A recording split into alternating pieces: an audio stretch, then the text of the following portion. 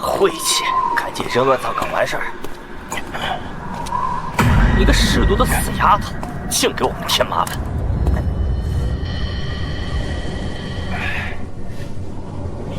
部长，坐下，小姐。哟，是个忠心的丫鬟呢。看来你是挨打少了，要不要试试我们兄弟俩的特殊照顾？嗯。你要干什么？贱人！弄他！干什么？放开！小姐，我对不起你，对不起大夫人的嘱托。大夫人，那个快病死的大夫人，恐怕都活不过这个月了吧？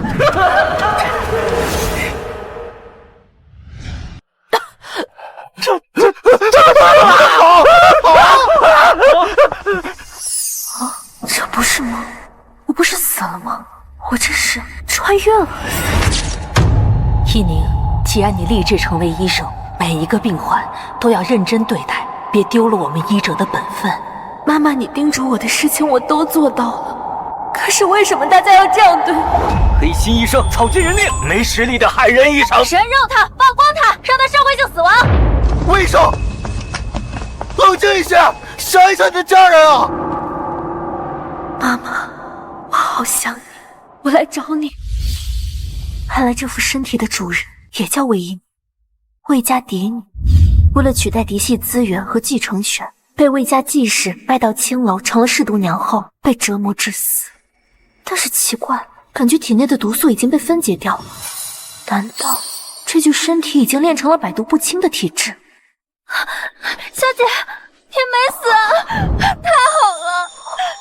老夫差点就辜负大夫人的嘱托了。夫人病重了好久，现在肯定心急如焚，日日盼小姐归家。老夫发誓，就算拼了命，也要护小姐周全。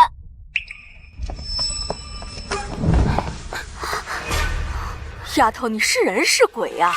刚刚明明断了气儿啊！我啊，没死透。喝了鹤顶红还没死，真是邪了门了。这丫头是个活的毒罐子，留着准能赚大钱。来人，把她带到柴房。张妈妈，夫人病重，只盼见小姐最后一面，您就放小姐走吧。罗夫愿意留下来，担受所有惩罚。这个女孩在拼了命的保护我。把你们买回来就是受罪的，难不成还来享清福吗？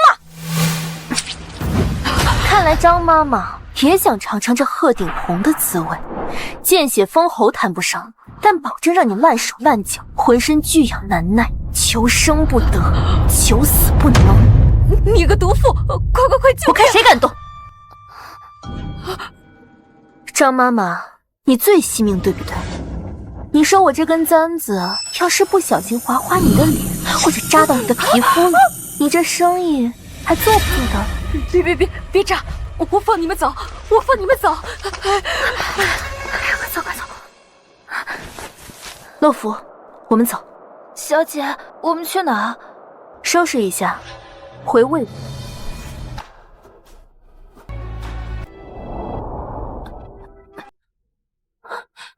污蔑，这是污蔑呀！我的宁儿绝不会去那种地方。您明鉴呐，求求您发发慈悲，许人去找找啊，母亲。大嫂，外面都传遍了，有人看见五丫头在醉花楼那种阿杂的地方附近晃悠，还跟一个白衣男子拉拉扯扯，我们魏家的脸面都被丢尽了。这要是坐实了，咱们魏家所有姑娘的名节可都要被他拖累下水了呀！娘，我可不想被拖累。哼，明日可就是萧府设立的百花宴了，五丫头不在，真是遗憾。姐姐别这么说，五妹妹或许真有难处。祖母，或许我们报官寻一寻。胡闹！报官？你是嫌我们魏家女儿的名声太好听了吗？既然她不知轻重，就当我们魏家少了她这个人。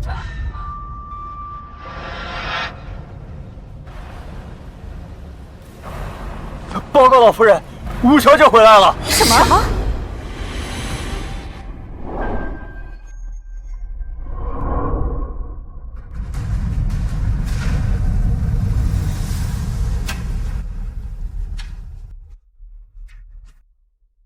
怎么？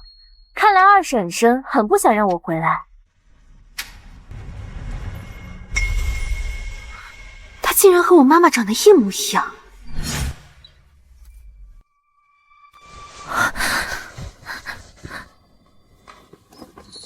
娘，女儿回来了。她怎么会？我明明找人把她扔到野外。五丫头，这些日子都去哪儿疯了？我们啊，可都担心坏了。你看你披头散发，衣衫不整，出去疯玩几天，一点黄花闺女的样子都没有了。疯玩？二婶婶这话可真叫宁儿心寒。魏姨娘，那你倒是说说，这半个月你都去哪儿了？我只是在外迷途之时，偶遇了一位心善的神医，不仅治好了我多年的体弱之症，还教会了我许多医术要领。如今我的身体已无大碍，甚至比以往还要康健。胡说八道！母亲，你别信他的鬼话，肯定是出去外面野了。二婶婶何必急于否定我？难道你有什么证据能证明我说的是鬼话？我放肆顶撞长辈，还满口谎言！立刻回到你的院子，闭门思过。没有我的命令，不许踏出半步。宁儿才刚回来，您就要给她关禁闭，她这身子骨怎么受得住啊？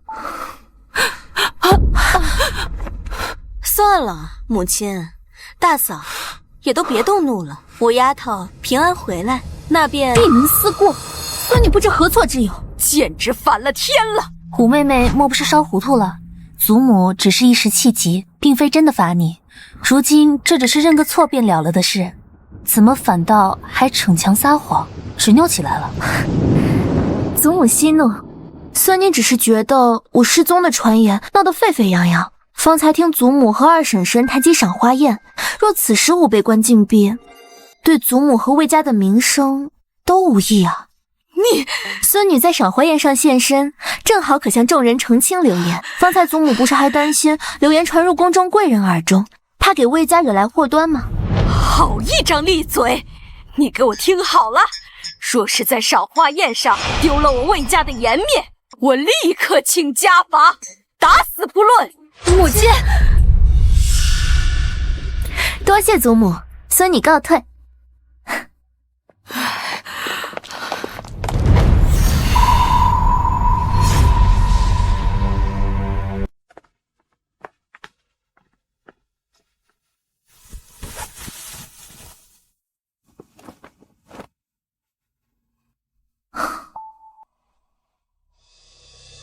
他这是多年积郁，加上近日忧思过甚，过于劳累，伤了根本，并非不治之症，只要好好调理，就可以康复起来。母亲，你就好好休息，安心调养，你的病我一定能治好。宁儿，娘这身子骨啊，自己清楚，我能看到你平安回来，就已经很知足了。神医医术超凡，女儿也尽得真传。你要相信女儿，你的病我一定能治好。是娘没用，没能护住你。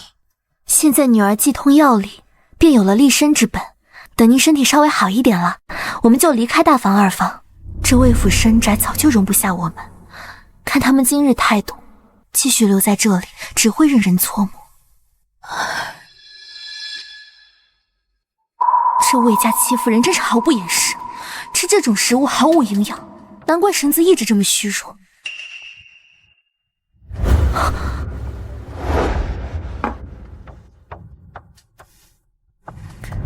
是大麻。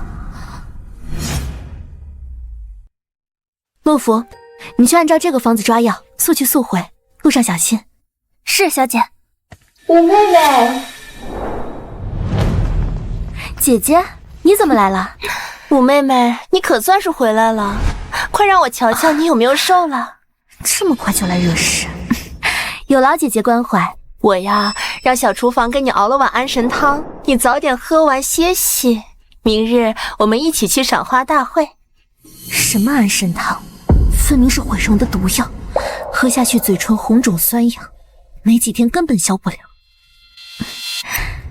姐姐真是体贴啊，还特意为我费心。不过往年姐姐才是万众瞩目的焦点，这汤药我看还是免了吧。自家姐妹客气什么？快趁热喝了吧，凉了药效可就差了。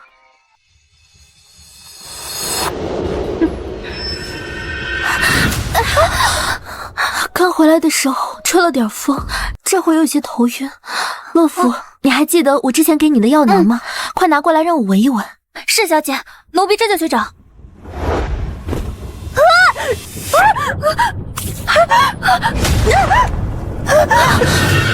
我的脸好疼！小姐，您的嘴。姐姐，你的嘴，定是刚刚汤药太烫，把你的嘴烫伤了。胡说，就是你故意让他绊我的。姐姐这话是什么意思啊？妹妹刚刚头晕，误撞了丫鬟，害姐姐被泼，我心里愧疚的很。怎么会是故意的？魏一宁，我跟你拼了！吵吵闹闹，怎么回事？东陵，你的嘴怎么了？是魏一宁害的我。那碗汤药怎么会？吴丫头，你对东陵做了什么？二婶误会了，是二姐姐端的汤药太烫了，洛夫没拿稳，不小心泼了她一身。胡说，分明是你故意的！姐姐这话可真叫妹妹心寒啊！对了，我听神医说过，像这类红肿就得立刻冰敷，否则10天半月也难好呢。娘，我的脸可不能毁了呀！快扶大小姐回房冰敷，赶紧！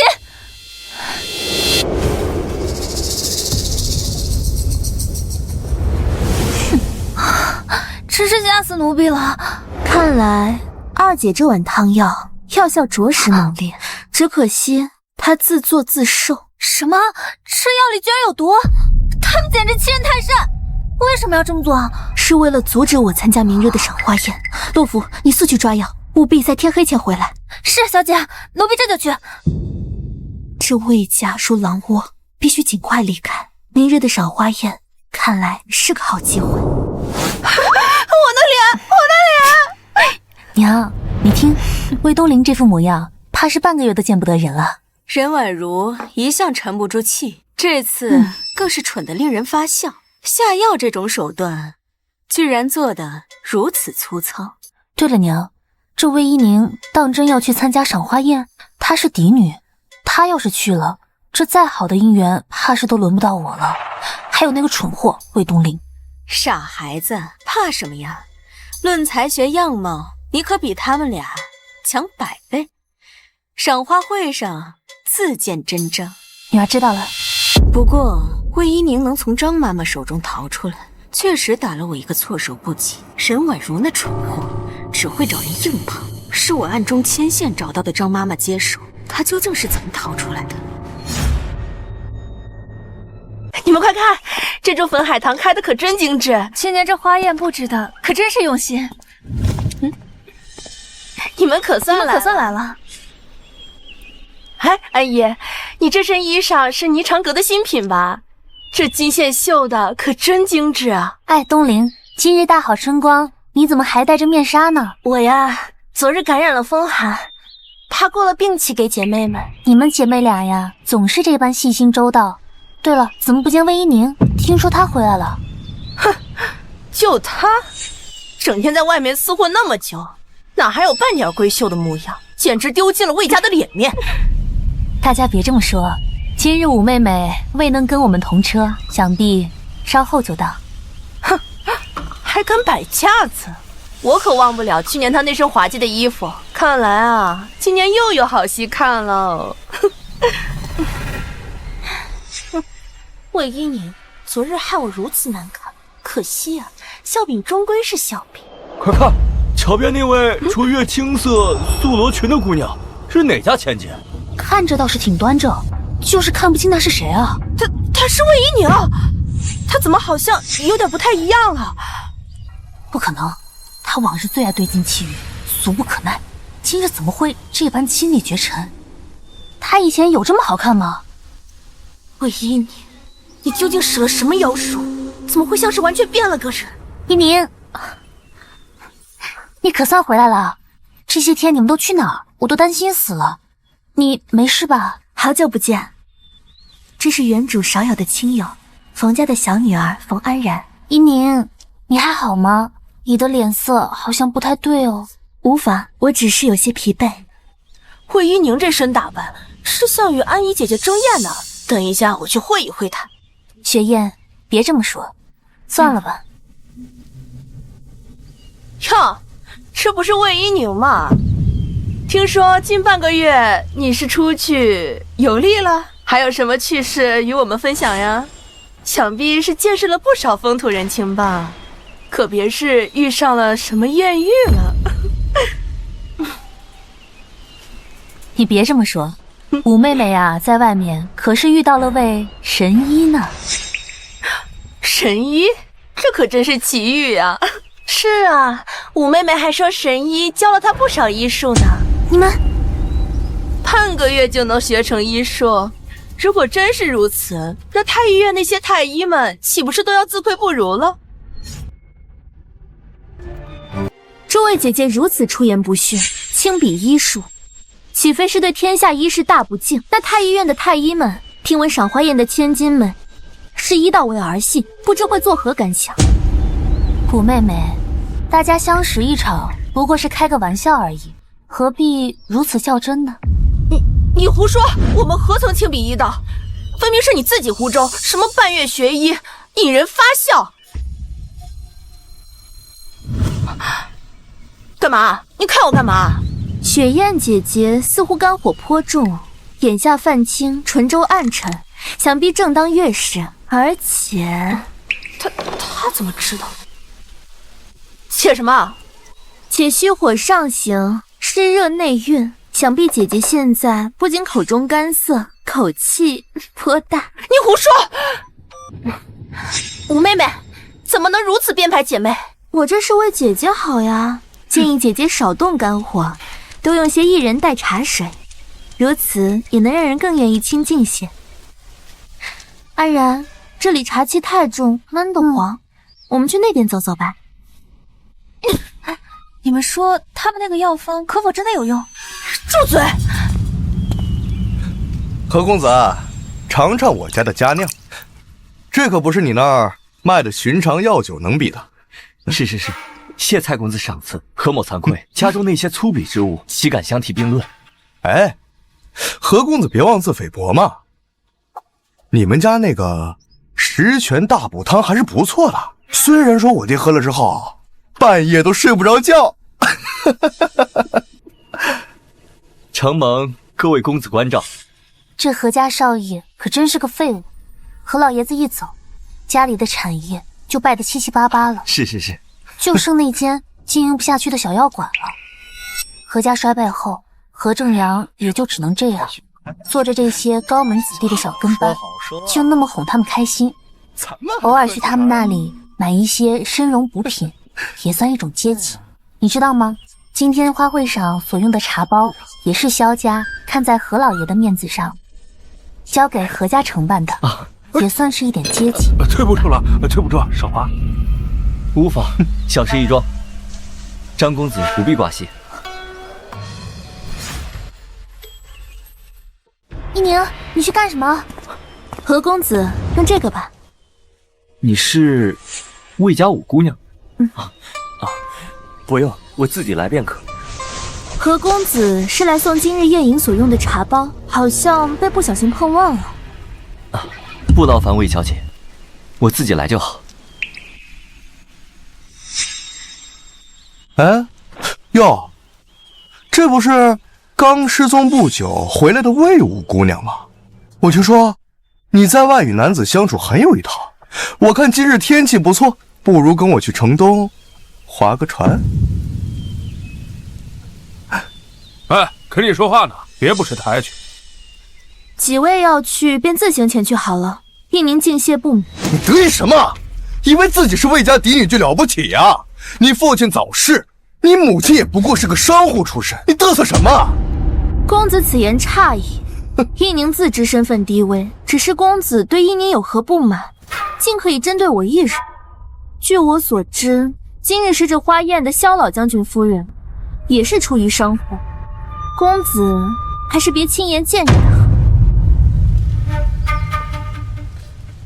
这魏武姑娘真是树敌无数，还敢用你家的名头做挡箭牌啊！糯米团子。哎呀，算了，今天人多，我们还是不要生事。哼，我们走。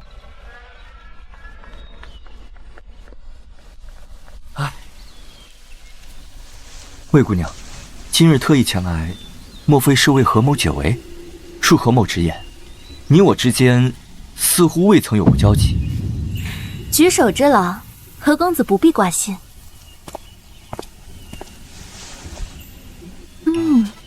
茉莉香片配以少许陈皮，清新解腻，倒是适合这春日花宴。不过是些寻常之物罢了，勉强入得了口。只可惜，这茶似乎只能作为茶叶饮用，毫无药理。难怪何家医馆生意萧条。你什么意思？你一介姑娘，懂得什么药方？何公子可想让何家药馆的生意在7日内起死回生？魏有姑娘，你的事迹何某有略听样，莫不是真以为自己偶遇了神医，得了真传，在这儿发梦说痴话吗？何公子若不信，不妨跟我打个赌，将此药包替换掉今日贵宾席上的茶包，不必多，只需让最有分量的那几位饮下即可。这是……此茶名为玉露茶，7日之内若无人因饮此茶不适，反而有人上门求购，便算我赢。我凭什么信你？万一出了差池，我何家这最后一点根基也完了。就凭何家药馆如今已是苟延残喘，若无变数，最多不过残喘半月1月。赌一把，或有生机；不赌，便是坐以待毙。你这么做，到底是为了什么？若此事能成，我希望何公子能允我一样东西。我想做何家药馆的坐堂大夫。安姨呀，你那五妹妹可真是交友广泛，这才刚回府，就跟破落户何家的公子聊得如此热络，真是物以类聚。五妹妹或许是真性情，不拘小节。魏安姨，你就是性子太软，太容易被人欺负。诸位公子小姐，赏花宴助兴游戏现在开始，首项投壶射覆，还请各位踊跃参与，拔得头筹者有赏。啊，这些游戏未免太过温吞了吧？咱们不如来玩点刺激，不如射箭，但是寻常射法过于无趣，咱们今天玩点新鲜的。魏武小姐，可否你与我比试一场？比什么？一个人将果子顶在头上，另一个人离10步之遥射那个果子，之后互换。谁要是射中了，或者另一个人不敢顶，谁就赢。魏武小姐，可肯？有好戏可看。依宁，这个菜鸡分明知道你不会射箭，这摆明了是想陷害你。我们走。我为何不敢？依宁，你会射箭？不会啊。哦，蔡公子若箭术精，射中果子，我自然无事。我的箭术若是不精，射偏了，该担心安危的是公子才对。有什么不敢的？你少吓唬我，来就来。那就来比一比，正好今日的彩头我也想要。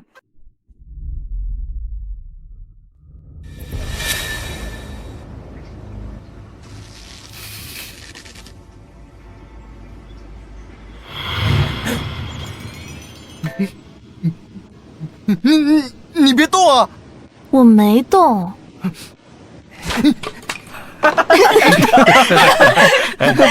手滑了，失误，再来。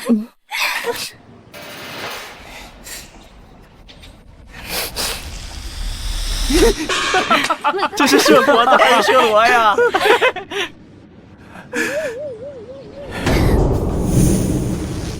蔡公子，站稳了。我的剑术可是神医教的，不太稳哦。哎，蔡公子，你裤子怎么湿了？哟，真是尿了！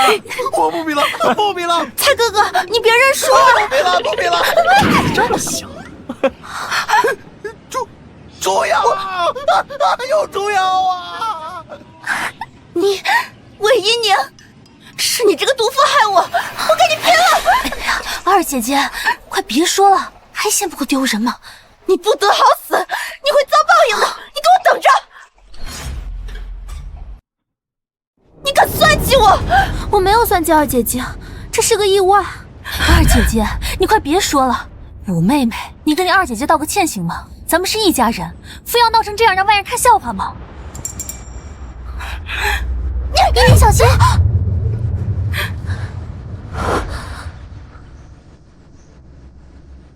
二姐姐，这样能让你消消气了吗？天哪，出血了！这样看来，一直在魏家受欺凌的都是大房一家，魏依宁真是可怜。我上辈子最会的就是如何饰演一名乖乖，又被这个傻子连累了。看来，这魏家二姑娘家教也不过如此啊。这是萧玉将军，听说这次赏花宴，萧老将军就是想为他择席呢。年纪轻轻就立了战功，简直是天选郎君。萧玉大人，来人，请太医院的执手太医过来，为魏五小姐诊治。再派人护送魏二小姐回府，将今日之事完完全全的告知魏老夫人，顺便再问问她是否需要派一位教养嬷嬷过府，好好的规范一下魏家女儿的言行。萧将军，我二姐姐她是一时糊涂，绝非故意。这是不是故意的？太医验过伤便知。我只看到今天魏五小姐在我萧家宴会上见了血。萧将军，不必麻烦了，这点小伤我自行包扎就好。依宁先告退了。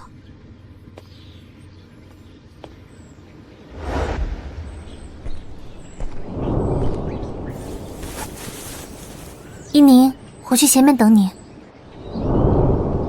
这是苦肉计。萧将军，这是什么意思？你刚刚明明可以躲开的。将军，这是什么话？刚刚情况太紧急了，我根本反应不过来。哦，是反应不过来，还是根本就不想躲呢？魏武小姐，将军既然看穿，又何必说出来？如果不这么做，今日被千夫所指，甚至要累积家族名声的人就是我了。我只不过是把他们想对我做的稍稍反弹回去那么一点点而已。一点点？你这一点点足以让你那位二姐姐半年都不敢出门见人。那也好过我被他们害得无立足之地。将军高高在上，自然不会知道有些人，你退一尺，他进一丈，唯有让他痛了怕了，才知道收敛。那你就不怕扔过来的不只是扇子这么简单？怕，但我更怕任人宰割。将军若无其他事，依宁告退。对自己也狠得下心，是个人物。你今天竟然出手救了魏一宁，这可不像你平时会管的小事啊！他要是真的被打晕，或者是破了相，这赏花宴不就成了见血的笑话了吗？祖父的面上须不好看，这萧家的宴会还容不得这等蠢货撒野。就是这么简单？我看那魏武小姐倒是比这园中那些矫揉造作的贵女都有意思的多。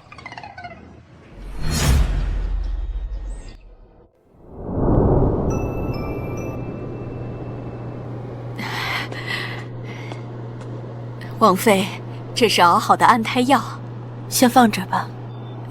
我待会儿再喝。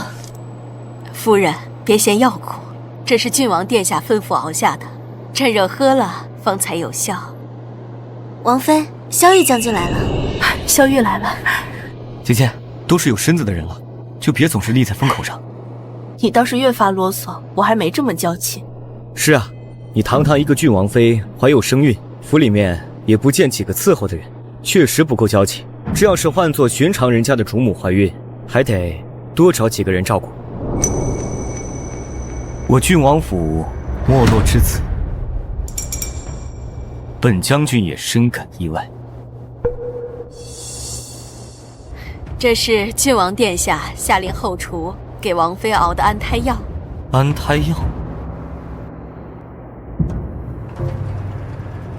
不好，太苦了，重熬一碗吧。药哪有不苦的？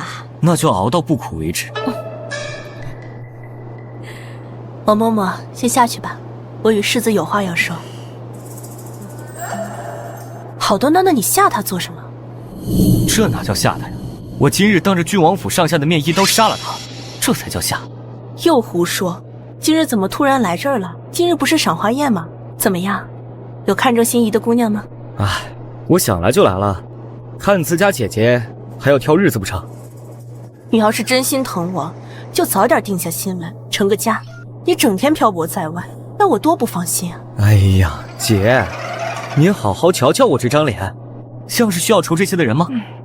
你不知道啊，光是来你这儿一趟，这路上碰见的帕子都能开间绣坊了。哎呀，你别逗我笑了，最近稍一动弹便觉得坠得疼。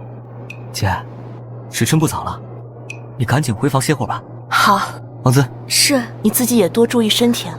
好。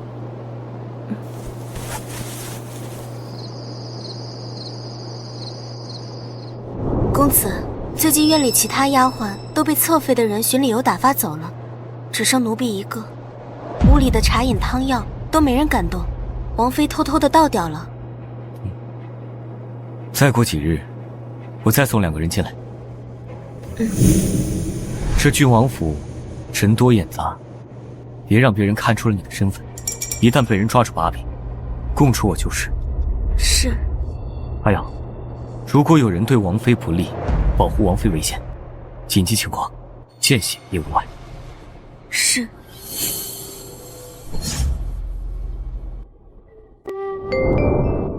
古人用药看似朴拙，实则暗藏讥讽。小姐，他们越发过分了。赏花宴后，老夫人把您禁足也就罢了，如今连吃食都可口成这样，这清汤寡水的，喂鸟都不够。我没事，不用担心。对了，记得派人跟母亲通知一下，让她不要担心，好好休息。夫人派下人来问过了，我都交代了。放心，这样的日子不会太久了。小姐，这话什么意思？虎姑娘，老夫人请您即刻去大厅。这不就来了吗？逆女，还不跪下！祖母，依宁不知身犯何错，为何要跪？小姐，五丫头，你究竟在外头做了什么？竟然引得何家公子找上门来，口口声声的称你为在世药神。五丫头，你让魏家颜面扫地还不够，如今还要蛊惑何家公子。我看你在外面遇到的不是什么神医，而是什么蛊惑之事。祖母，快请人来做法。五丫头定是让邪物上了身。何公子，老夫人，各位夫人，事出突然，恕正阳失礼。何少爷，你当我魏家是什么地方，容得你如此放肆？情况紧急，恕正阳无礼。今日前来，只为一事，恳请依宁姑娘出任我何家药馆坐堂大夫，何家上下必以施礼相待。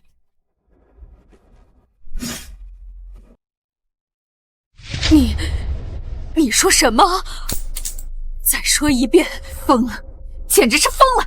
何公子，难道你中了什么邪祟，来蛊惑我们魏家未出阁的姑娘坐堂问诊，简直是滑天下之大稽！何公子，这话可万万说不得。依宁还是个孩子，哪里懂什么医术？莫不是被人哄骗？祖母，五丫头定是用了什么妖法，蛊惑了何少爷，快请法师来驱邪啊！回老夫人，各位夫人，正阳清醒得很，更没中什么邪祟。今日前来，只因依宁姑娘乃真正的神医圣手。荒唐！我魏家嫡女，岂会去你那破药馆坐堂？何少爷，请你立刻离开，否则休怪我魏府不客气。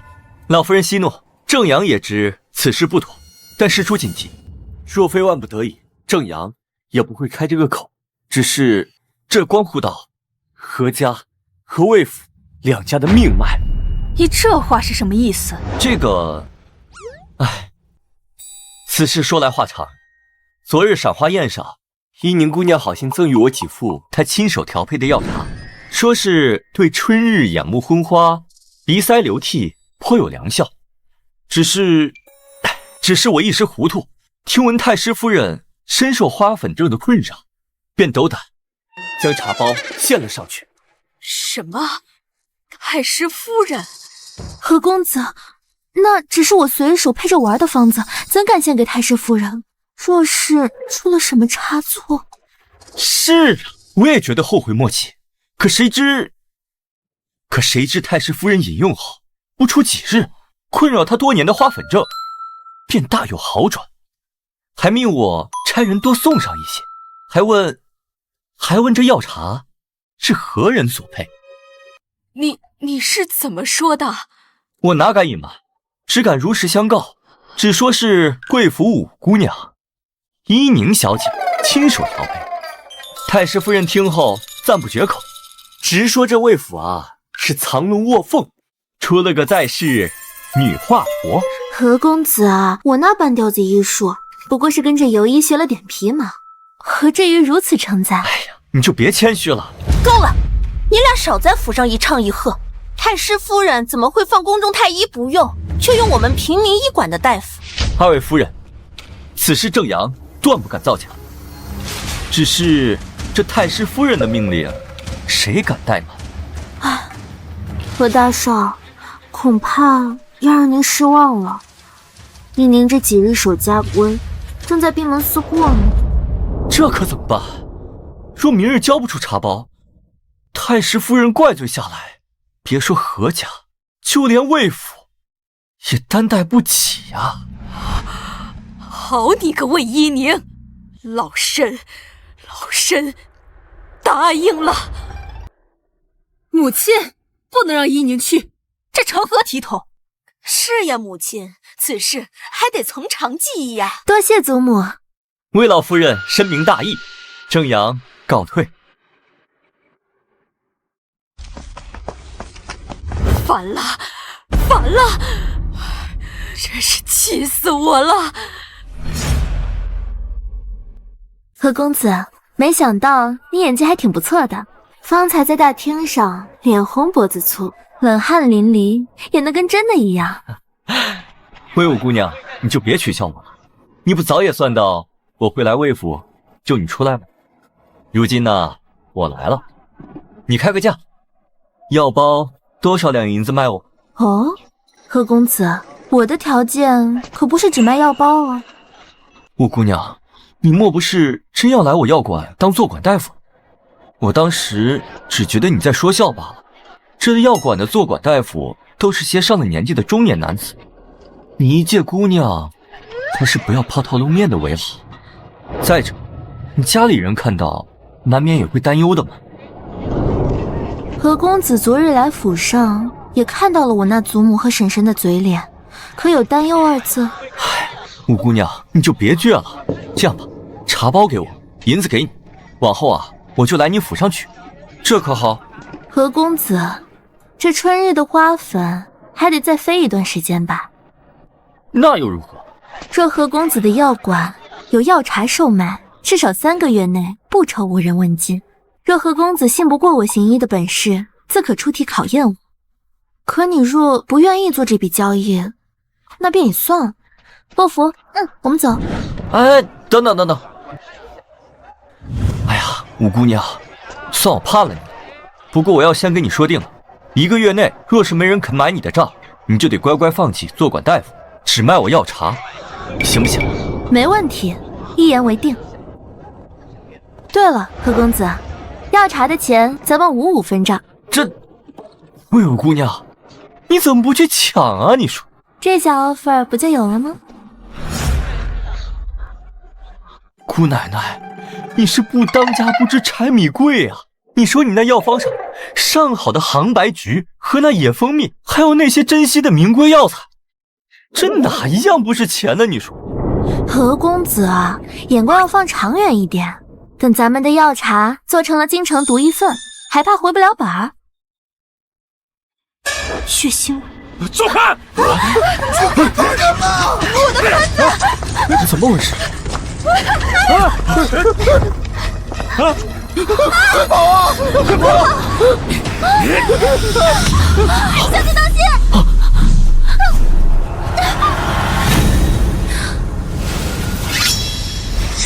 站住！快让老子宰了他！小姐，没用的，此人是巡检司巡捕雷震山，此人贪功冒进，杀人如麻。这么大阵仗追捕一个逃犯，恐怕……吕大方，我劝你乖乖就范，我绝不会放过你。闭嘴！雷震山，就是因为你们才把我害成这样子！别过来！臭婊子，我杀了你！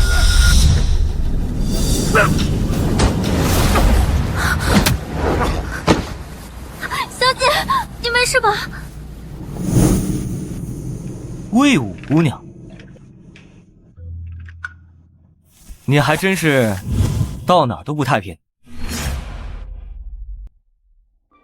雷捕头，抓个人而已，你的阵仗可不小啊！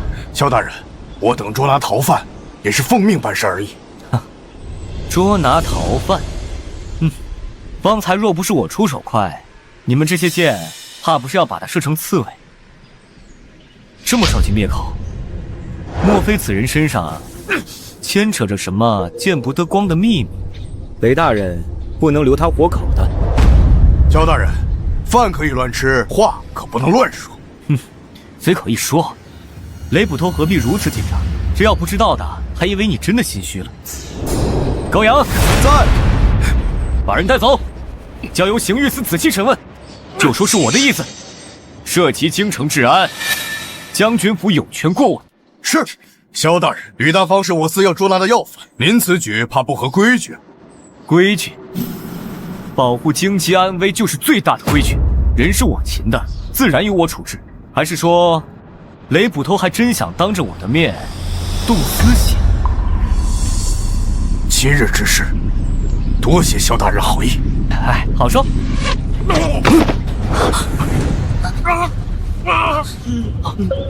剑里有毒，剑里有剧毒，如果再耽误，必死无疑。剑里有剧毒，如果再耽误，必死无疑。此毒含有剧毒灵物，能让人全身抽搐、呼吸衰竭，半炷香内便会蔓延全身而亡。如果换到现代，或许还能有救，可现在这毒无解方，吕大山这次必死无疑。吕大山呐，可别怪我下死手，要怪就怪萧玉非要阻拦我。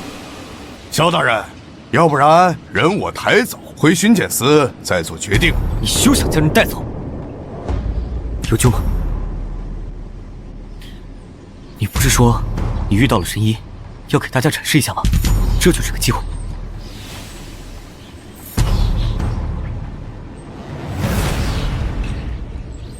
魏武姑娘，这是麻沸散，之前在母亲房间里搜到的，或许能派上用场。何公子，帮我把这药粉喂到他嘴里。洛福，去找些荠草来。是。他都已经中毒了，你还喂他这个，有什么用啊？麻沸散能让他产生幻觉，减少疼痛。大人，等会儿麻药生效，你就利落些，一刀砍断他的胳膊。魏姑娘，我杀人倒是多，靠砍手来救人真……不对，就算可以减少痛感，他也会因为流血过多而死。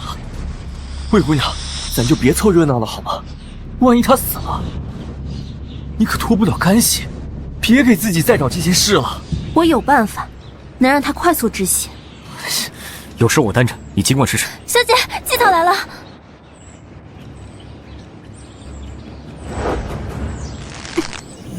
大人，就砍这里。我快，不然毒素蔓延全身就来不及了。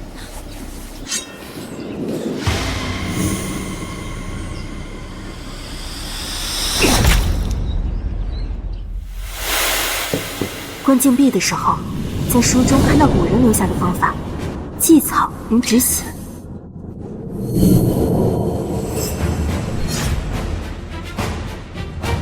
已经包扎好了，不过还需连续用药敷几日。高阳，立刻将人犯押往殿前4暗牢，加派人手看守。是，我们走。小姐，你受伤了，流了这么多血。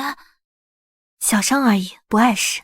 我的姑奶奶，咱就快走吧，去我药馆给你包扎一下。这地方晦气。哎，你们几个还没腾气呢？军爷，军爷，都是自己人。这位呢，是我药馆新任的坐馆大夫。自己人，自己人。你说这都哥们儿啊！这伤口看着不长，但挺深的，都怪那个天杀的恶徒。魏姑娘，方才那般凶险，要是换作寻常闺秀，怕是早已被吓晕过去。魏姑娘不仅镇定自若，竟还懂得拔参自卫，真是好胆色，跟上次那般柔弱的模样，简直就是判若两人呢。萧将军过奖，绝剑之下，兔子急了也会咬人，求生本能罢了，算不上什么好胆色。这是宫中预制的金疮药，效果极好，不会留吧？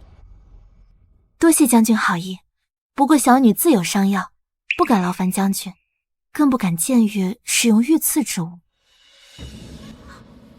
将军事务繁忙，不敢叨扰。洛夫，我们走吧。是。犯人已移交刑狱司，这边也。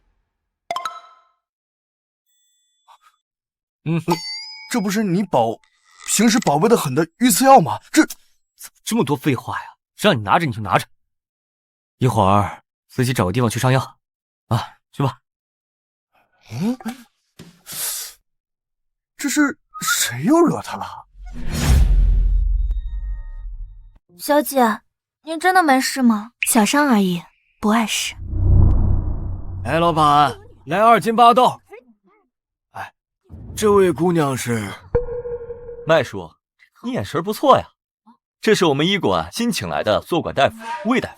坐馆大夫？女大夫，何大少您没糊涂吧？一姑娘家的能瞧什么病？我不是找了一个相好的，搁这儿唬我们呢？去，人家是正经大夫，会看病会调药，比你这不要脸的好多了。哎呀，去，女大夫怎么了？比那些老棒子顺眼多了。懂个屁！洛夫，辅佐何公子把这些药材分拣出来，做成茶包。是。哎，东家，胡老爷来了。哎呦，胡老爷，您可来了。郑阳啊，你这铺子……不叔，里面请。不叔，我介绍一下，这是我重金礼聘的坐馆大夫魏大夫，您的陈年科级。胡闹！无知妇人怎可坐馆行医？无知妇人怎可坐馆行医？何正阳，这百草堂是你父亲最后留下的一点记忆，就是经营不善，那也是你父亲一辈子的心血呀！你怎么能这样糟蹋？我怎么糟蹋了？你找一个这么年轻的姑娘当坐馆大夫，你想让你九泉之下的父亲不得安生吗？我爹他怎么不能安生？有个漂亮的姑娘做坐馆大夫，说不定还乐得睁眼呢。你这姑娘好的不学，冒充大夫到处招摇撞骗，赶紧走！别以为正阳年轻就好欺骗，他绝对不会上当的。我受你父亲的委托，我绝不能眼睁睁地看着你误入歧途。胡说！魏姑娘她真不是骗子。你还向着他说话？你瞅他年纪轻轻的，哪里像个大夫？让他坐在这里，别人还以为这医馆乌烟瘴气，糊弄人呢。我跟你说，老先生口疮肿胀，热痛如灼，纵使再生气，也不妨先喝杯温茶，化浊解毒，清心解火。你怎么知道老夫口舌生疮啊？叔，我都跟您说过了，这魏有姑娘她真是神医。阿茂，是不是？啊，是，东家说的对。你真是大夫？不可能啊！翰林医馆的那些天才也得及冠之后才敢做馆了。像你这年纪，又是女子行医，多半都是做些妇科接生。像你这样做管，老先生信或不信，我开副药方给您拿回去用上几日，再来赶我走也不迟。哎，韦大夫，你可不能走啊！你这药茶我才喝了3天，我的偏头疼就好了大半了。以前遇到阴雨天呐，我疼得眼睛都睁不开。你看现在，我也能看书，能写字儿了。你这药茶必须做下去。谢胡老爷的认可。不过呀，我马上就要离开医馆了。离开？为什么离开？哎呀，都怪我的药房啊，没什么名声。这魏武姑娘又生得太好，竟一时无人信我们的药茶。此时啊，若是有一位德高望重、人脉广阔之人推荐一下，那真是太好了。哎，只可惜啊，我声名狼藉，竟是些狐朋狗友。哎，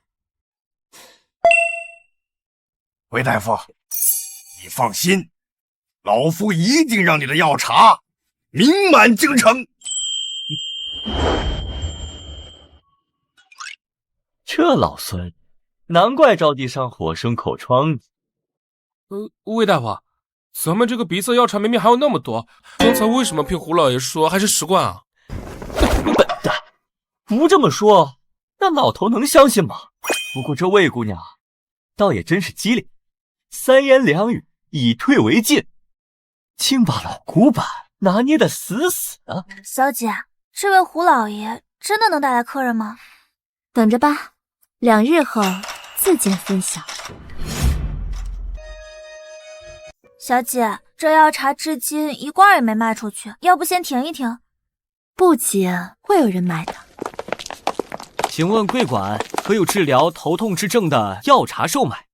是，各位公子可是要购买治疗头疾的茶包？那你们可来对地方了，这整个京城啊，独此一家呀。哦，是，我们也是胡老爷的推荐前来的。听说贵馆的药茶对治疗头痛之症有奇效。各位是来买玉露茶吗？4两银子1罐。玉露茶，此名有何讲究？此茶清润如露，能化春日阴雨头疾之苦，便唤作玉露。哦，原来如此。药优雅至极，此药就算是药效略逊，我也要来上2罐。我也要。各位公子，各位先生，生寒无燥啊，都有。我们先排好队。都有。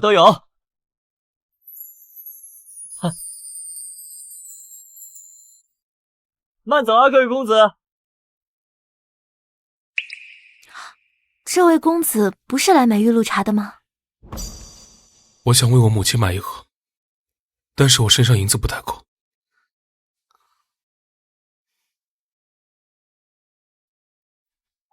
魏大夫，这是我做试验的茶包，就当试用装，送您了。不，魏大夫，我不能白拿你的茶包。这真的是试用装，我没有骗你。这样吧，你给我1文钱，就当做是打折后买下的。谢谢你，魏大夫。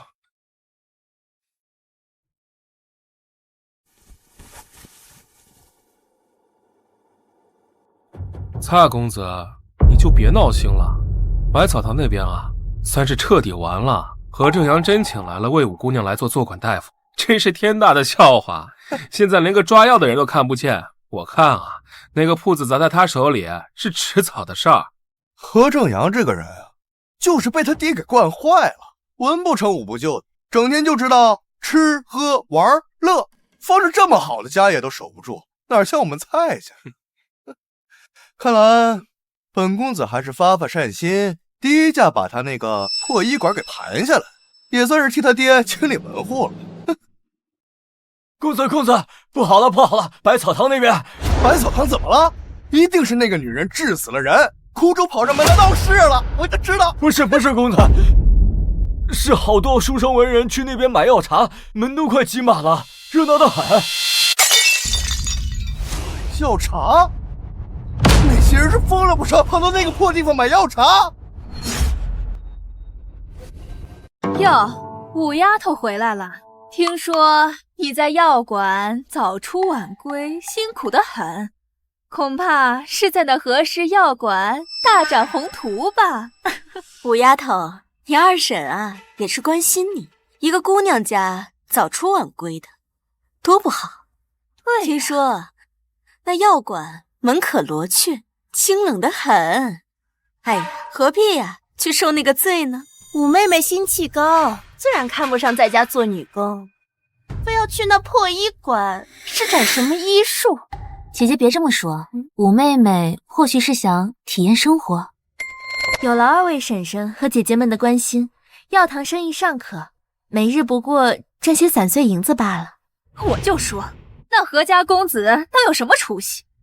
就是个败家子儿，带着我们魏家小姐到处抛头露面，把我们魏家脸面丢尽。依宁，听三婶一句劝，趁早收手。明日府里啊，给东陵、安姨啊裁新衣，你也一块来，多裁几件好衣裳，好好学学规矩，将来啊便可。三婶的好意依宁心领了，只是这每日赚的散碎银子虽然不多，却也不知该如何收纳，正想请教二位婶婶呢。这是散碎银两，不可能，这破药馆怎么可能？是啊，生意也就一般，每日也就赚个几十两银子吧，除去开支所剩无几。所以二位婶婶见多识广，可有什么好的理财法子？什么几十两，吹牛的吧？等回去找蔡哥哥问个明白。对，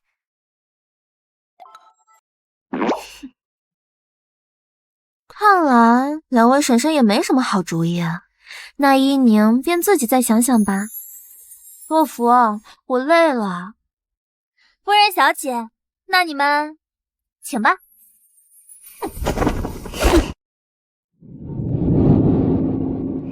小姐，你刚刚看到二夫人和三夫人的脸色吗？都气急了。现在咱们有自己的银子了，洛福，去买点好的食材，我要给母亲做药膳。好的，小姐。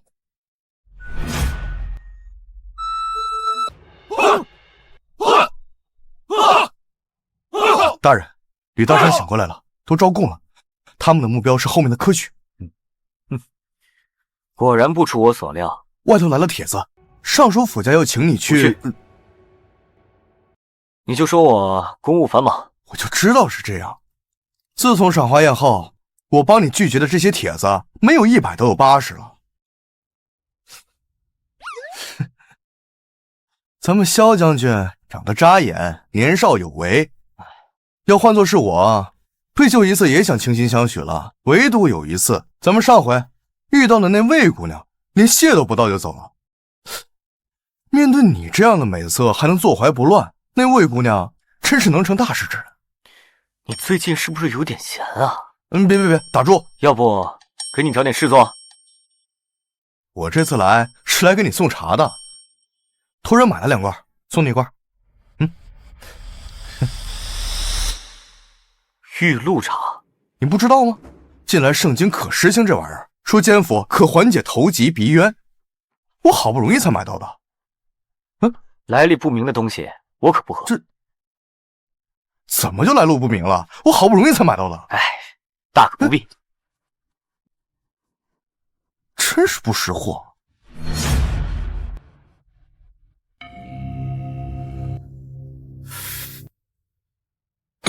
东陵妹妹，你怎么来了？谁惹你生气了？还能有谁啊？不就是那该死的魏依宁？哎呦，来，好妹妹，快坐下来瞧一瞧啊。哎呀，蔡哥哥，最近他那个破药茶在京城火得不得了，他一个草包，凭什么出这样的风头？肯定是何正阳那个败家子在背后给他捣的鬼。你说那事儿，我知道，不就是卖了一些治头疾鼻塞的粗鄙汤药，哗众取宠罢了。妹妹何必为他动情？没得失了身份。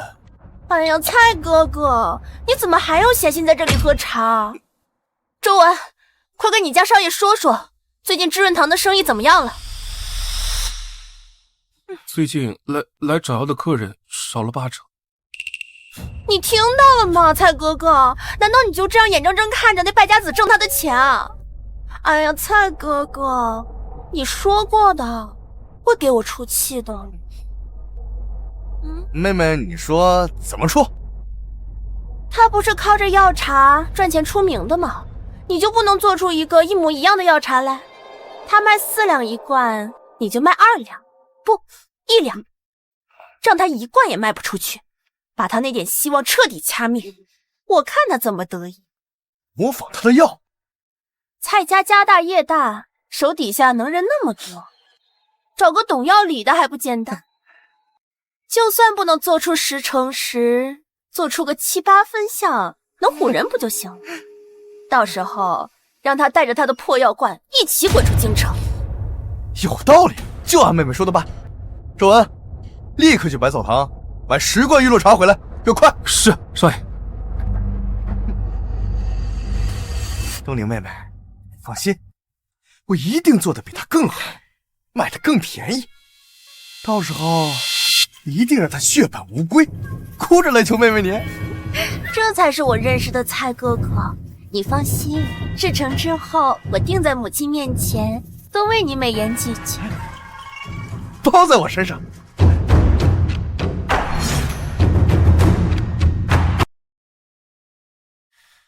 魏武姑娘，你说会不会是我们这批药茶火候没掌握好，导致功效有所减退，所以客人才越来越少？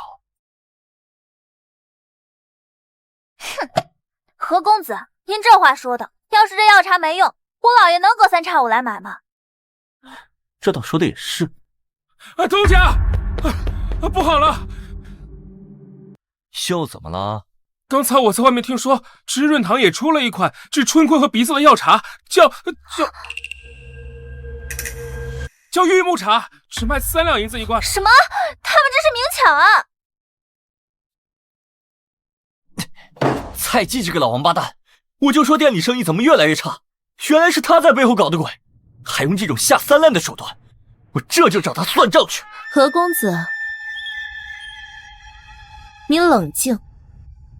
你别拦我！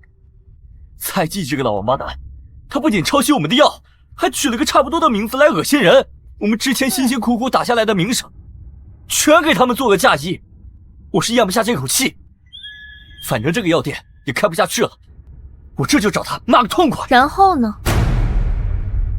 客人就会回来买我们4两银子的药茶吗？仿制药茶并非难事，今日有知润堂，明日必会有其他家效仿。何公子打算一家一家骂过去？那你说怎么办？我们也降价吗？卖3两银子。知润堂名声比我们大，同样的价格，客人自然会选择他们。降价是死路一条。天要亡我何正阳啊！难道我何正阳天生就是当穷人的命？何大少，旁人未必做得出我的药茶。听你的意思是，仿制药茶须得辨明所有药材，我在里面加了一味特殊的材料，极难分辨。知润堂的大夫恐怕还没这个本事。真的？何公子，与其在这里多想，还不如做点别的。做什么？之前玉露茶刚火的时候，坊间曾有传言说药到病除，好在我们的药茶确实有效，这才站稳了脚跟。对啊，也不知道哪个杀千刀的乱传。你是说知润堂辨不出我的方子，他们的玉露茶效用自然大打折扣，短时间内或许可以蒙混过关，时间一长，买药的人发现没有用，信誉自然崩塌。既然他们开了这个口子，何公子何不帮他们添一把火？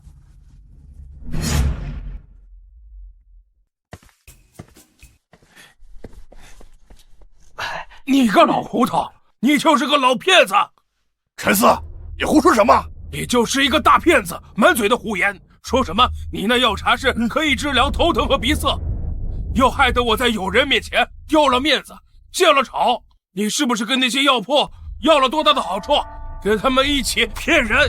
什么骗子？这药本身就有奇效，老夫喝了几罐，头不晕了，眼不花了，你身体不济，你这药做什么？有病！你个臭无赖，老骗子！你就是个骗子！你那个药我吃了5日，到现在还打喷嚏。老夫喝了3日，满面红光。玉木茶一点鸟用都没有，玉露茶就是最好的。玉露茶。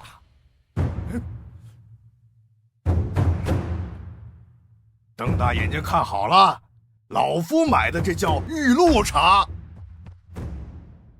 你前2天鼻子不好使，眼睛现在也不好使了是吧？瞪大眼睛好好看看，顶上印的是什么字儿？你个奴才，在哪个药铺买的假药，竟敢欺骗你的主子！老爷，冤枉！不可能啊！小的在知润堂买的药材，这知润堂是100年老号，到处都是分部，不可能有假货呀！哼，知润堂，老夫这可是在百草堂买的。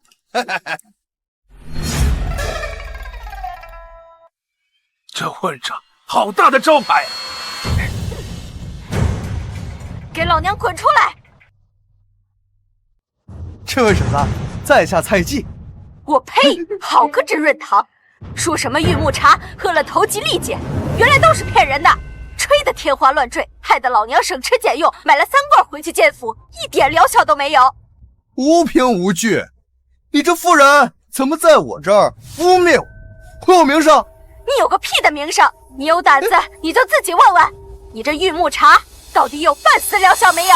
可不是嘛，你这药茶一点疗效都没有，我都喝了7、8天了，还是呛着鼻子流着泪水，还说什么鼻塞力解，呸！简直就是胡鬼！一罐3两银子，你一共收了我15两银子，钱收的倒是爽快，效果不见半分，还说旁人是污蔑。殊不知做生意都讲究一个货真价实，况且你还是人命关天的医馆呢。就是啊，我还以为是我的问题呢，原来不止我一个人这么觉得。这1分钱1分货，这知润堂的药茶本身就是抄袭人家百草堂的玉露茶。哎，你这不对啊！这之前有疗效的也是玉露茶。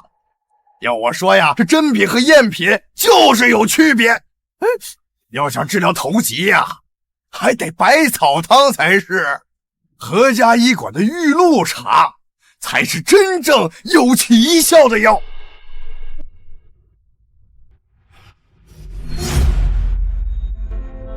大快人心，大快人心呐！魏有姑娘，你可真是料事如神。如今那蔡记啊，连知润堂的大门都不敢开了，躲在房间里面装孙子呢。你说这种老王八蛋就该给他点苦头尝尝。对，我听说了，好多人去知润堂骂他卖假药，还让他们贴银子呢。这回知润堂名誉受损，可真是搬起石头砸自己的脚，赔了夫人又折兵啊！那姓蔡的老王八蛋想找我们麻烦，结果现在躲在房间里，肠子都要悔青了吧？这其实我算过，这些月来玉露茶净赚200两银子。虽然啊，魏有姑娘，您的月己呢是2两银子，但是我呀，也不是占你便宜的人。再者说，你帮我教训了蔡启那个老王八蛋，所以啊，这100两就当是给你的分成了。没想到啊，你这人平日对银子抠抠搜搜的，这会儿竟这么大方，难怪能将偌大一副家产败得精光。多谢。没事，多帮我制造几副药材吧。喏，小姐，这是啥？新的药茶，准备春转夏，是用来调整阴阳平衡，协调脏腑，疏通经络，运行气血，对女性轻身健脾有良效。名字就叫星灵茶。你还知道回来？整日在外抛头露面，成何体统？五丫头如今可是大忙人，哪儿还把我们这些人放在眼里？祖母、二婶、三婶，依您今日回来是有事相商。莫非是医馆开不下去，回来求援了？恰恰相反，依您近日略有所得，攒了些银钱，打算带母亲搬出魏家，另寻一处僻静小院居住。你说什么？搬出去？你哪儿来的钱？这些应该够我跟母亲租间小院，雇人照料，安心养病。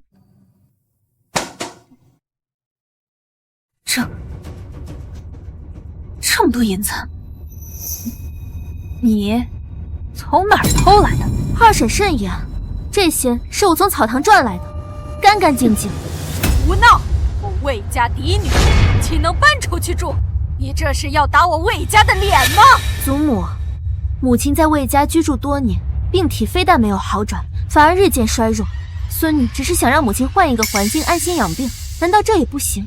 依你，你年纪小不懂事，搬出去，外人会怎么说？会说我们魏家苛待嫡媳，你让你祖母，让你父亲在天之灵，如何安心？魏家人是怎么对我母亲的，外人早已心知肚明。依您这么做，也是为了给魏家保存最后一点颜面。母亲，媳妇儿愿随宁儿搬出去。这些年来，多谢家里的照顾。好啊，你们母女俩串通好了，要气死我是不是？魏依宁，你别以为你赚了几个臭钱，你就想为所欲为，你休想拿走魏家一分一毫。二婶婶，你放心好了，我已经请人誊写好了母亲的嫁妆单子，明日便可让祖母过目。该是我们的，一分都不会少；不是我们的，一厘都不多拿。母亲，我们走。烦了，真是烦了！母亲，快请大夫，快请大夫！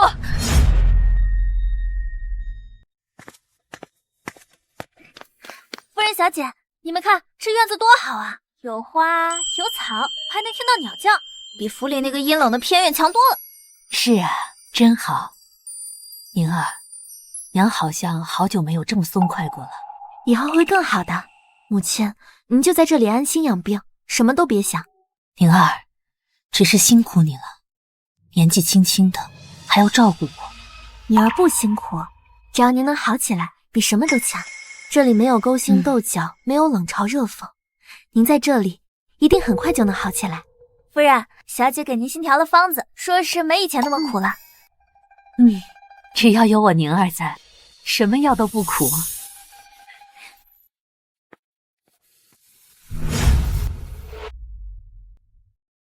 终于把药卖完了，可累坏本少爷了。公子，我要累瘫了。魏一宁，我是没给你发月银还是怎的？为什么你总穿的这副寒酸样？要是别人看到了，还以为我医馆入不敷出，明日就要倒闭了呢。何公子，我整日跟在药堂，何必那么讲究？衣裳嘛，能穿就行。就是，这衣服又没破又没坏，明玉摘的蜜汁金线合欢裙倒是不寒酸，一件20两银子。何掌柜给钱买吗？你少激本少爷！我跟你讲啊，要是平日呢也就算了，但是今日啊，我们得去吃饭。你这身打扮呢，我怕那酒楼不让你进。吃饭？公子说魏大夫来医馆也有一段时间了，就在西门桥的仁和店订了一桌午宴，请咱们医馆去尝尝。自从呢你们来了这医馆之后，本医馆呢也算是起死回生，枯木逢春。作为东家呢，我也不是一个不知感恩的人，所以啊，今天带你们去见见世面，以后啊可别说本少爷小气。那多谢你了。不过我得先去送药，等我送完药再来找你们。送药？送什么药？文君王府要了几罐清灵茶，刚好今日君王府宴请女眷，以度佳节。姑娘想着人多，送药去还能多引些客流，特意赶在今日去送的。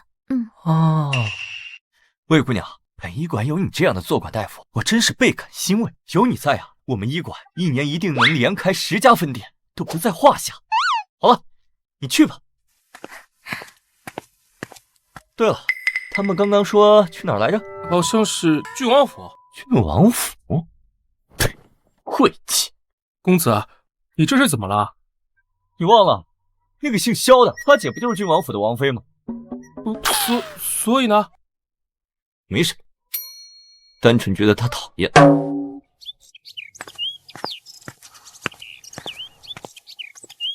夫人仔细，别着凉了。不知为什么，这几人总觉得热得慌。莫不是孕至后期都会如此？这个奴婢不知。外廷定是热闹非凡吧？不像我这个郡王妃身怀6甲，行动不便，只能待在这个院子里。郡主殿下，你本就不耐烦应酬贵人间的人情世故，府中张罗宴客一事，全都落在侧妃柳岩身上，不是更好？也是，我这个正妃是摆设一事，早已人尽皆知，又何必自找麻烦？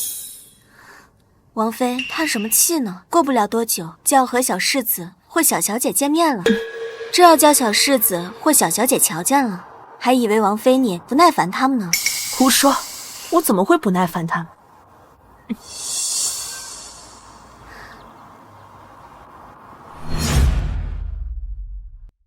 今日郡王府中设宴，大家都在后园忙着，你们将要送至后厨，就可以走了。若是夫人用得好，之后还得劳烦姑娘再跑一趟，多送些药茶。应该的。魏大夫，宋夫人，魏大夫今天怎么在这里？莫非郡王府有人病了不成？哦，不是，我来府上送茶。送茶？魏大夫的生意都做到郡王府来了，看来线下和氏医馆的名气不小呢。全仰仗夫人之前帮忙，夫人交友显贵，那些人家听闻夫人说了，才会纷纷前往医馆购药。魏五娘的嘴真甜，刚好你也赶得巧，线下宴席还未开始，随我走一趟，同他们说一下你这药茶，顺便也抓住这个机会。好啊，劳烦宋夫人啊。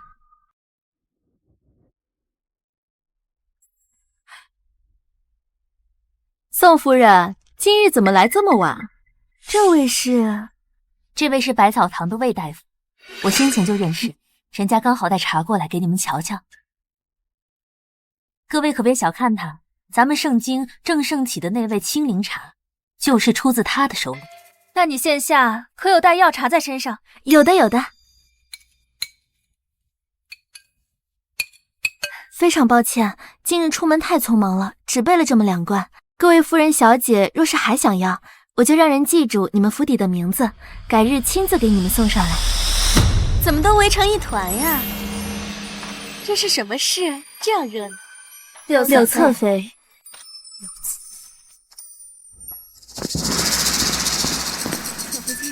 这位是郡王府侧妃柳岩，等下她若找你说话，你可千万不要提起萧大人。好呀，好呀。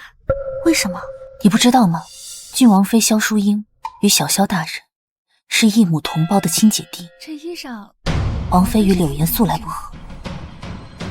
我穿越过来的，哪知道这种复杂的王室关系，还是不要掺和的好。夫人，宴席即刻开始，我也该离开了。也好，过几日得了空，你再来我府上说话。夫人不好了，出事了！王妃院中传来消息，说王妃突然腹中剧痛，她失动了胎气，现下十分危急，请您赶紧过去。夫人，出事了！王妃院中传来消息，王妃突然腹中剧痛，她失动了胎气，现下十分危急，请您赶紧过去。怎么会这样子？用我的名帖，快去请卢医官，快去啊！是。诸位，实在抱歉，先接着玩。府上有些事，我得赶去瞧瞧。夫人，这位魏大夫通晓医理，眼下医官未至，不如让魏大夫先去给王妃瞧一眼。是啊，魏大夫也是大夫，多少通晓医理，不如就让魏大夫去瞧瞧。既是能做出别家医馆制不出的灵药，魏大夫的医术毋庸置疑。眼下情况危急，魏大夫想必也能帮上些忙。要知道，萧淑英没出事还好，要有什么三长两短，魏五姑娘不被迁怒才怪。你是大夫？回夫人，是的。这个人不知道为什么让我感到不舒服。那真是太好了，眼下医官还未至，王妃情况危急，不如随我去看看吧。今日恐怕想走也走不了了，现在走就会有人质疑我的医术，一旦被质疑，何家医馆就别想探黄了，而且还连累了宋夫人。是，夫人。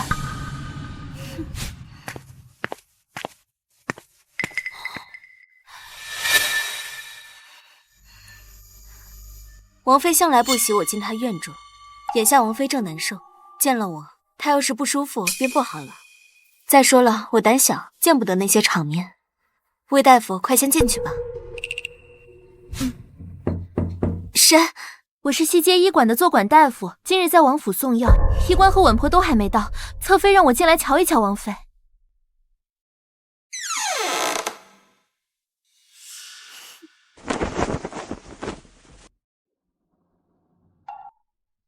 大夫，我好些了。这屋中明明放了这么多仙果，却还有如此浓重的血腥之气。怎么会有血？怎么有血啊？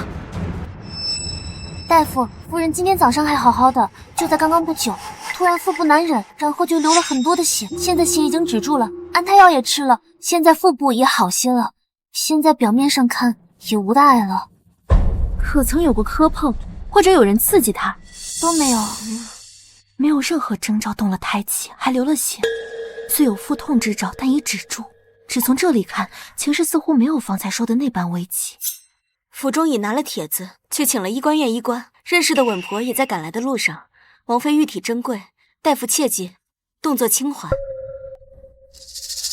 真是信不过我呀！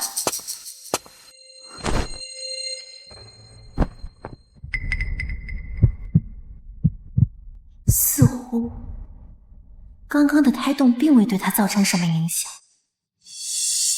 可能是安胎药已经起作用了。王妃还疼吗？不疼了。见了红，又有腹痛之症，但是还什么都没做就已平息下来，脉象已趋于平稳。只是无缘无故的，怎会突然腹痛见红？大夫，我腹中的孩儿无碍，王妃不必担心。有帕子吗？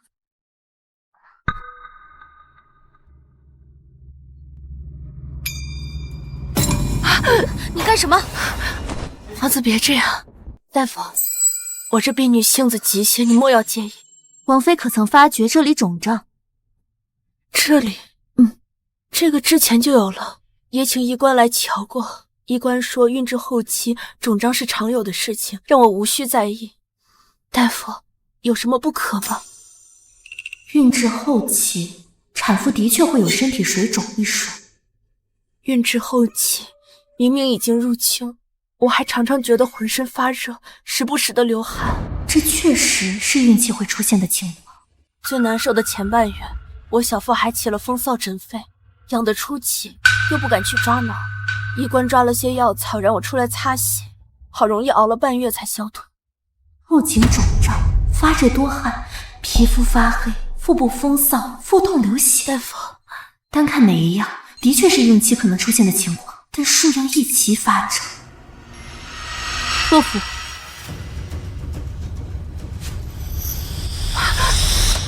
住手！你们看，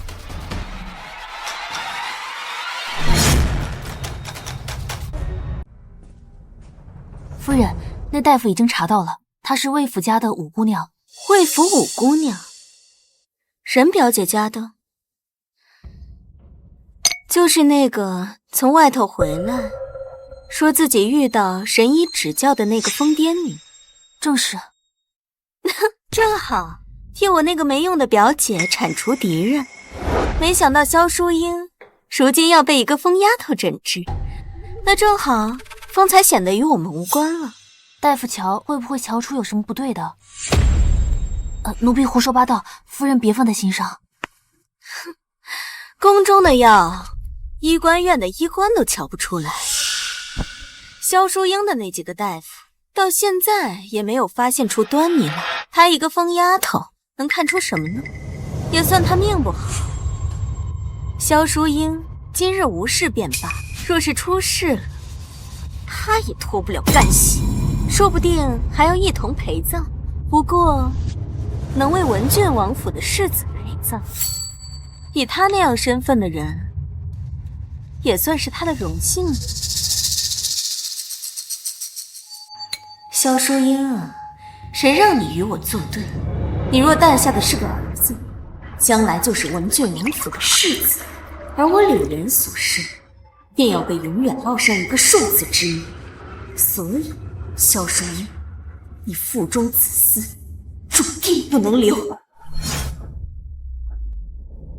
你说王妃中毒？不可能！王妃平日里的起居用物都被我们仔细检查过，因怕旁人在其中做了手脚，连香料都不曾用。至于饮食，我们和王妃同吃同住，我和琼影都不曾有反应。王妃怎么会中毒？毒这一物，并非只存在于饮食当中，若想害人，自可无处不在。大夫，这毒尚未辨明毒物种类，我无法解毒。大夫，王妃因有孕在身，近来极少出屋，医官亦时常前来启脉，都未察觉有异样，怎么会中毒？王妃出现后颈肿胀、发热多汗、身体发黑、腹部风燥等症状，大概是在多久之前？近2月前。在这2个月之间，王妃可曾接触过什么特别之物，或是收到什么赠礼？没有特别之物，只是近2月前有人赠予我一对鎏金发簪，当是宫内所赐，寓意多子多福。可否请王妃取来让我一看？取碗清水来。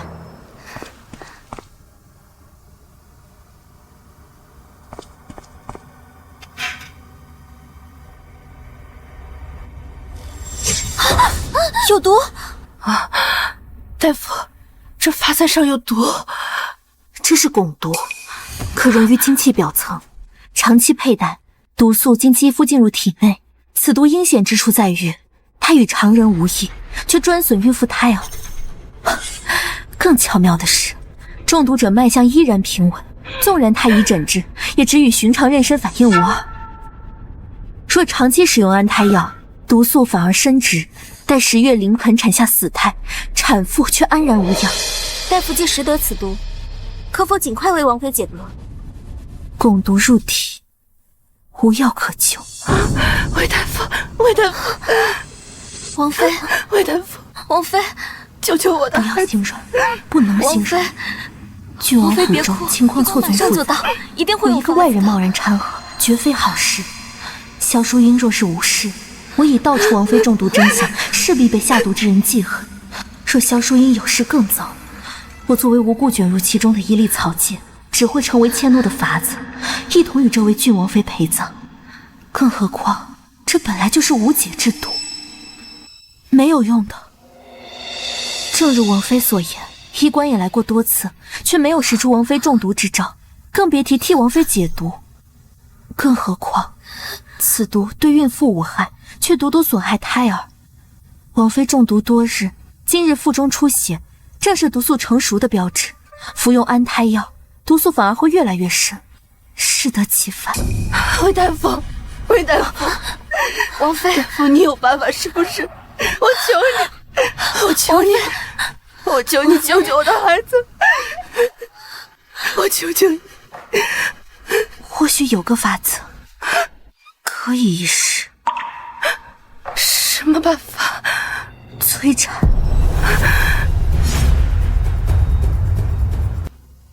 王妃要不再想想，不再多叫几个医官瞧瞧，万一有不用催产的法子呢？我相信魏大夫。魏大夫，之前医官院的医官来了不少，可一个发现不对劲的都没有。他们连我中毒之际都发现不了，又怎么能奢望他们解毒呢？可是这样您太冒险了。我冒险，魏大夫又何尝不是呢？你们以为他帮我催产，这难道就不为难吗？王妃，之后就全仰托魏大夫了。催产药喝下，还有一会儿才会发作。魏大夫医术高超，远胜医官院医官，不知师从何医呀？只是不知名的山野大夫罢了。魏大夫今日帮我催产，恐怕耽误的时间有点久，要不要我让人替魏大夫给家里传个话，省得他们担心？好。大夫，若是催产，是不是孩子就能顺利的？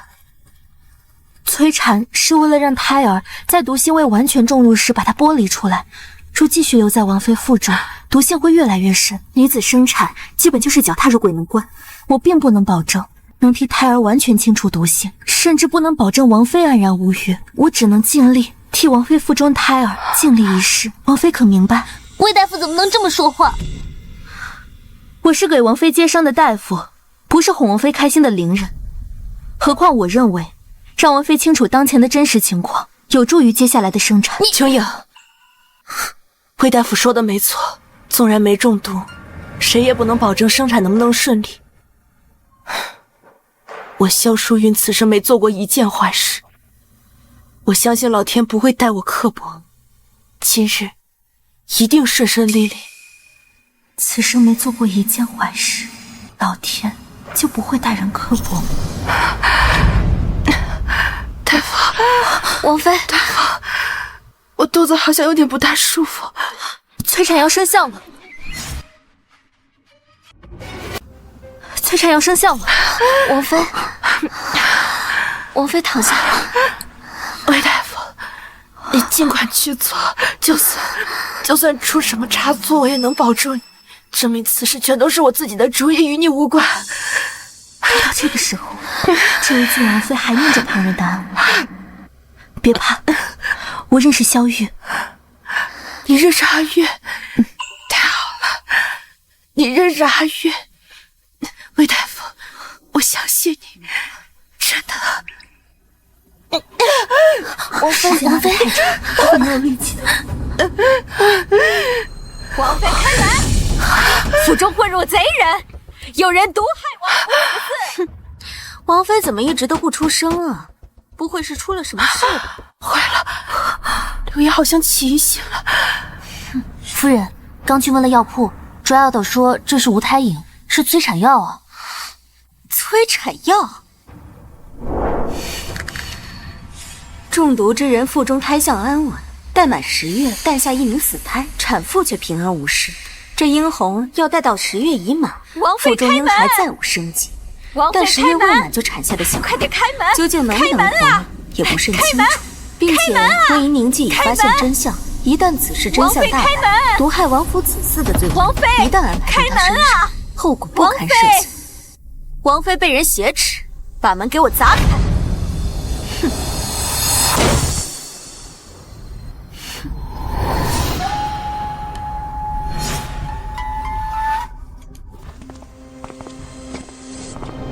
柳叶，你做什么？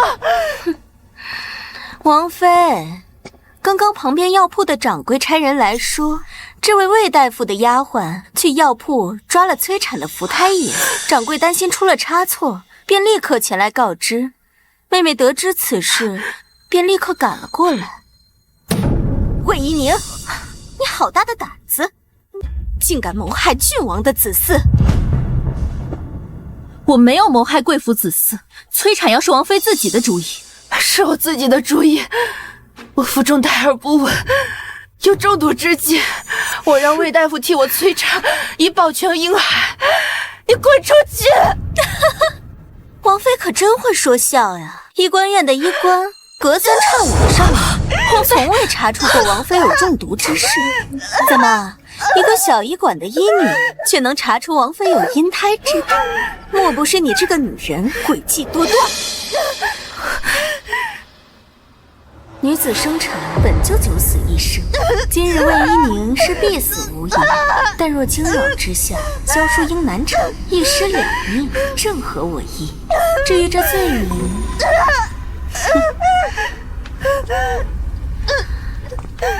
把这个女人给我抓起来！柳叶，大胆！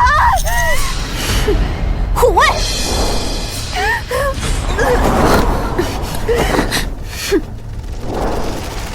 拿下他们！这些护卫都是我真本事，就算萧朱茵的有力全手在，多加伤情难敌40。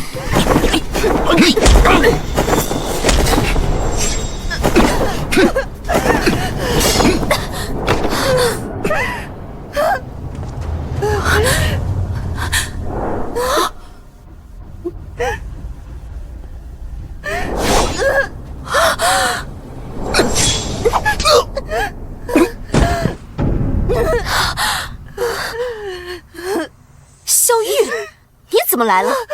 小玉，还来了。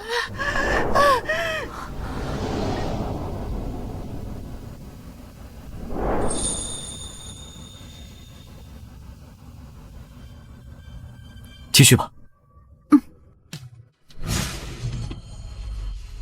萧玉怎么会突然出现在这里？萧玉是为他姐姐而来。王妃，文郡王用力啊！眼下王府中，谁能保得了我？快用力！我是文郡王最依仗的护卫，他说杀就杀，没有半丝迟疑。萧玉绝不会放过我。萧大人，这些人勾结，想要谋害王妃。他们都是我的人。那照你的意思就是，本世子想在光天化日之下谋害自己的亲姐姐？拖走。是。放开我！你疯了！我是王府的侧妃，你岂敢动我？郡王回来肯定不会放过你的。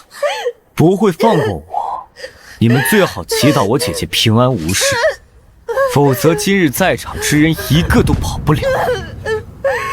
放开我！放开我！走，魏武姑娘，我带了太医过来，需要帮助的话随时跟我说。好。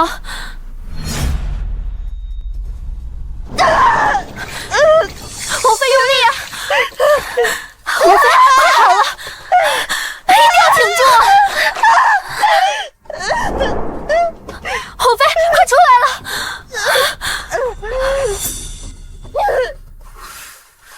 母亲死的时候也流了很多血。母妃，皇姨姐姐，快逃！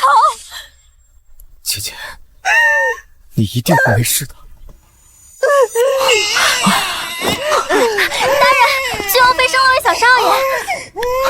大人，您现在还不能进去。小姐刚刚才接生了小公子，可小公子生来体内带毒，小姐还得替他去毒，恐怕还要等些时候。那我姐姐呢？郡王妃没事，只是有些虚弱，萧大人可以放心。主子，文郡王回府得知您扣下护卫和柳侧妃一事，极度震怒，正在院门口和禁卫们对峙，嚷着要您赶紧放人。让他滚远点儿，要不然我就当着他的面剐了他的爱妾。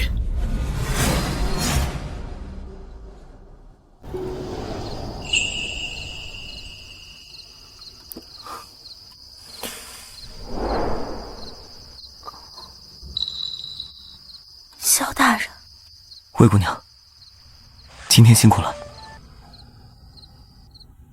太晚了，宵夜有些潦草，还望魏姑娘凑合一下。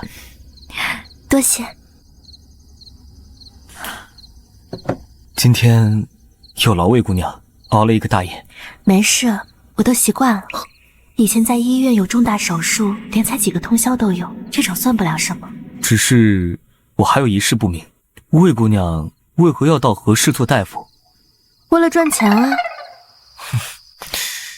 魏姑娘不必对我如此防备，至少今夜我们应该不是敌人。我一直以为这个人没有软肋，但今天发现他的软肋就是家人。魏姑娘怎么不说话？萧大人想说什么？今天多谢你今天出手相救。只要是换做其他大夫，可能就不会救。毕竟谁都不想常和郡王府这趟婚事。其实今日我本不打算救的。那为何姑娘又改变了主意？因为不救的话，就没法让萧大人欠我一个人情了。话也不能这么说吧。雨大山那次，我也算救了姑娘一回。哦，可我今日是因为救郡王妃才遇险，我的命微如草芥，不如郡王妃母子值钱。这么算的话，还是萧大人欠我的更多。谁说的？魏姑娘是一介大夫，怎么眼里的性命还有高低贵贱之分？有福之人，人服侍；无福之人，服侍人。郡王妃是被人服侍的，不是服侍人的，这就是贵贱之分。这么俗气？穷人一向俗气。这向来都是坏人装好人，可是魏姑娘为何要反其道而行之呢？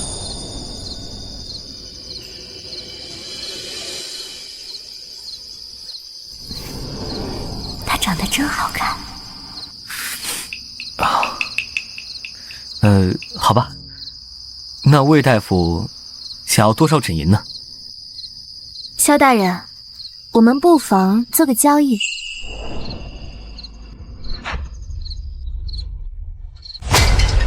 表姐，你可知魏家那个死丫头前几日都做了些什么？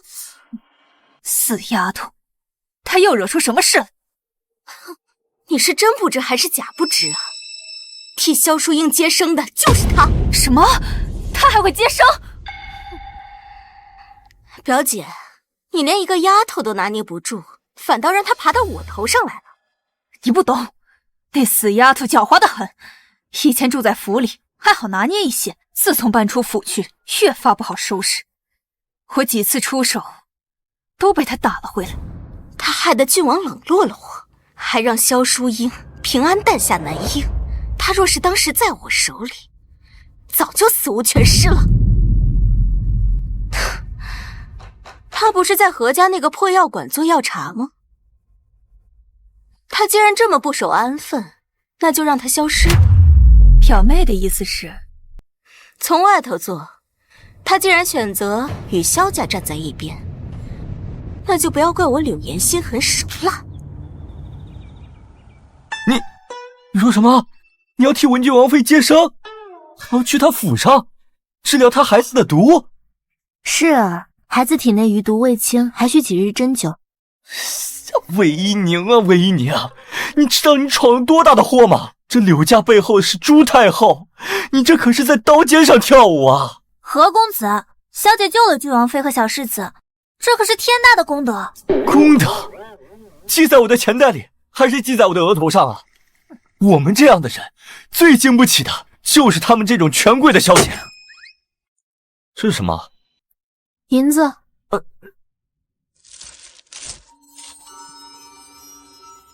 这么多，哪来的？萧玉夫的枕巾。这么多枕巾？不对呀，这宫里有太医，就算外面请大夫，也要不了这么多枕巾啊。他萧玉什么时候变得这么大方了？不光是郡王妃的枕巾，还有将军府的体检预付款。体检预付款？萧大人，我们不妨做个交易。什么交易？我救了萧大人的亲姐姐，又被迫卷入了您的权势斗争，牺牲这么大，萧大人难道不应该表示表示？比如给您府里的战士们每年预定一次体检，价格保证公道，童叟无欺，怎么样？哎呀，强壮的体魄才是效忠的根本嘛，对不对？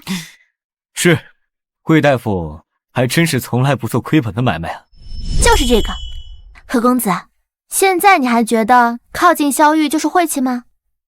那他这样，这也是应该的，毕竟我们救的可是郡主夫人。那我去接诊了。啊，现在就去啊？女菩萨，女菩萨，求求你啊，求求你啊，大夫，救救我孙子，救救我孙子，我孙子快不行了。大娘，你孙子怎么了？你慢慢说。他吐血了，还抽得厉害，就在那边，就在那间烂屋里。我们家穷，没钱请郎中，只能给你磕头。大娘，大娘，魏大夫，求求你了，你带我去吧。好。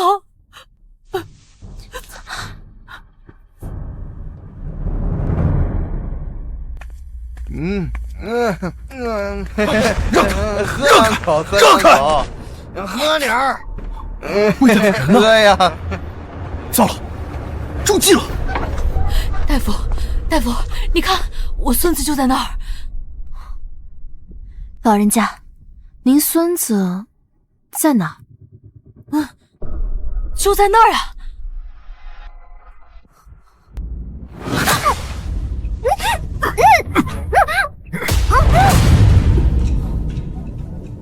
朱老大，好了，就是这个女的给萧家的贱人接的伤，在京都我要让她没有立足之地，和我斗还嫩着点儿。朱大人，你看，我按照你和老夫人的意思，把人给引来了。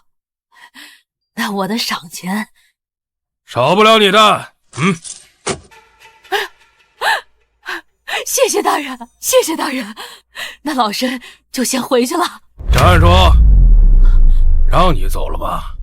朱大人，事情未了，和我们走一趟吧。大人，大人，你饶了我吧，我一定守口如瓶，一个字都不会说出去的。哦，我孩子还在家等着我啊！废话真多，来人，带走，节外生枝。大人！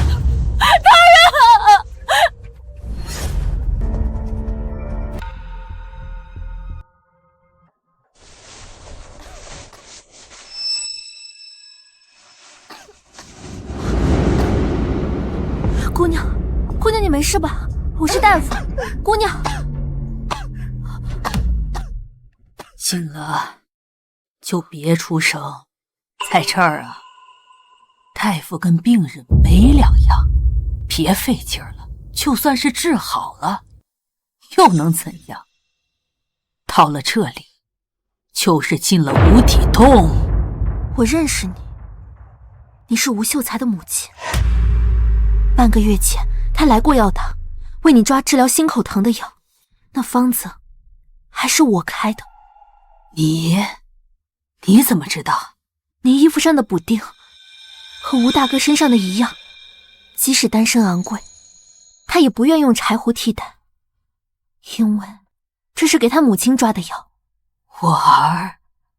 我儿，他经常在药馆提起您，说您独自一人抚养他成人，很是不易。他一心科考，只是为了早日让母亲过上好日子。他若知道他引以为傲、辛苦侍奉的母亲，竟然帮人做这种伤天害理、拐卖人口的勾当。闭嘴！你懂什么？我儿今年秋闱，需要好多银子打点，我们这样的家境，哪儿能凑得起？朱大人说了，只要我肯为他做点事，他就能帮我儿扫除一切障碍，一定重榜。你信吗？我信吗？你什么意思啊？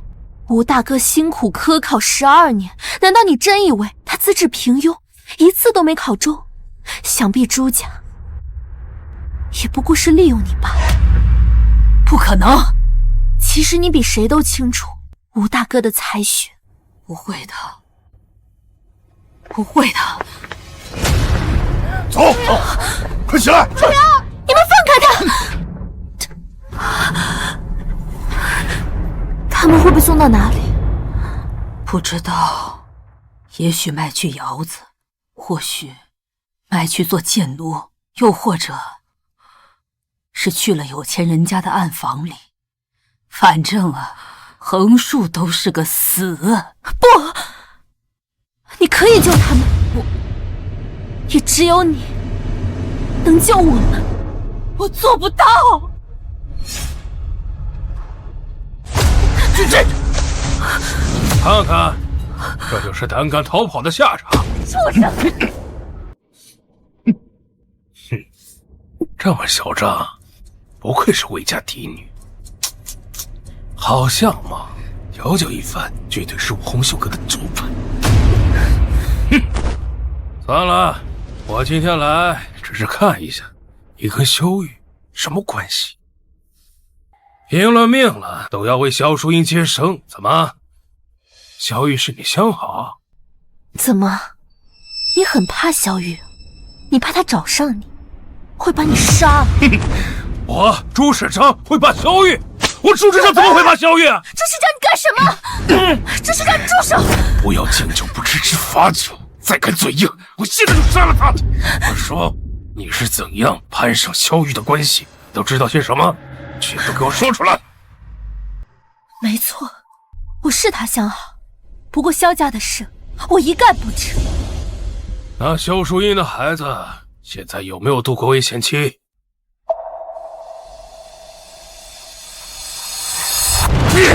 朱行章，你会付出代价的！代价？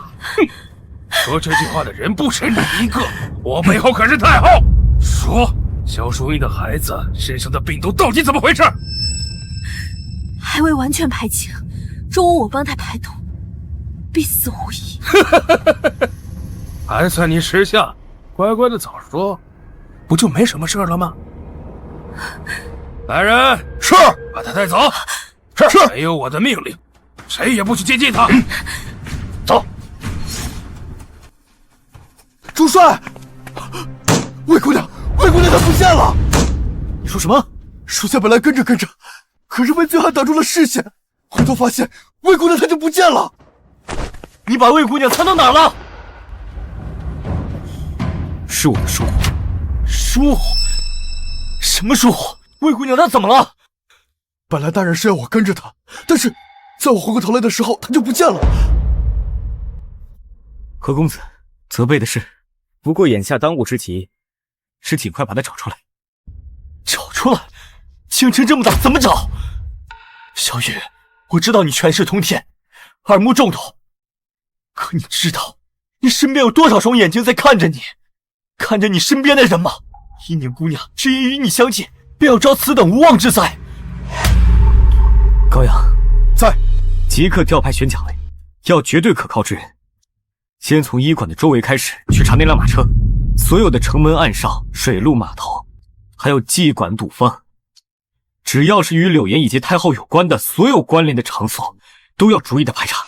切记，所有动作都要秘密进行，千万不可打草惊蛇。是。你是在怀疑魏姑娘是被我拖入了这场漩涡？要是她有什么不测，小雨，找到她，无论如何找到她。我会的，纵使翻遍整个京城，掘地3尺，我也定会带她回来。严妹妹，严妹妹，表姐总是这么风风火火的，什么事啊，让你这么着急？魏一宁她不见了，昨夜的事，现在整个将军府像疯了一样在找，连萧玉也亲自带着部队出去找了。哦，不见了，这不是好事吗？省得我们再费心了。可若是查起来，我怕会被发现。你怕什么？都是城外找来的流民，拿钱办事，办完就走。就算他萧玉有通天的本事，再怎么查也是查到几个醉汉头上，线索到了那里自然就断了。可是萧玉他没有可是，管好你的嘴，你等着看好戏便是。记住，我们什么都不知道。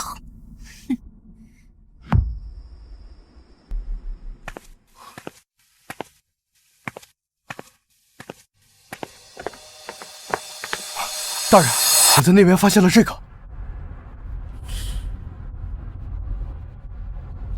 人呢？是他，昨天就是他拦的我。大人，你这是干什么呀？昨天晚上看到了什么书？小的就是收指示，撞上这位大哥。还有呢？昨天有一个老妇人带着一个姑娘，就是被这个糊弄走了。我记得那老妇人脸上有颗大痣，大痣，吴秀才的母亲。姑娘，你醒醒啊！坚持住，走，我们一定要逃出去。想跑？吴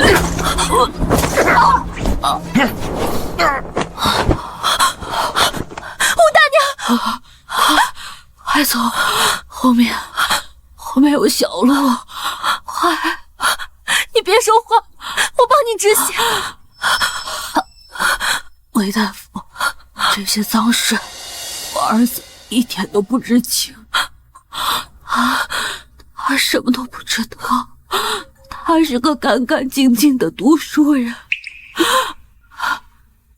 对不起你们，也对不起我儿。魏家女再不好好交代，那就只能委屈我自己了。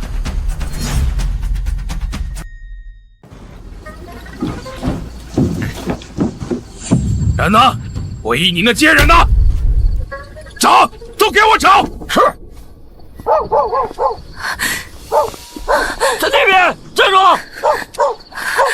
他们在这儿，给我追！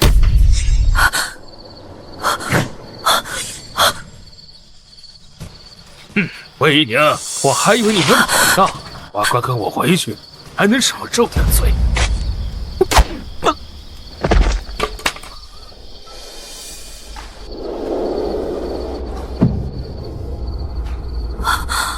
动他一下试试。儿子，是。别动。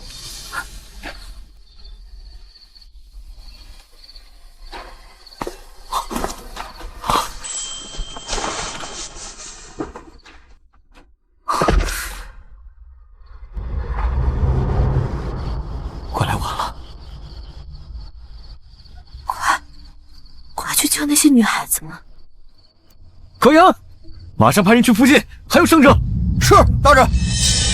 朱使者呢？跑了。让他跑，先清理此地，救治伤者，慢慢彻查所有线索。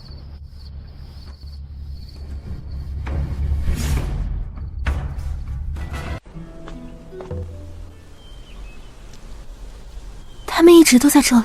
是，你都昏睡1天1夜了，大家都很担心。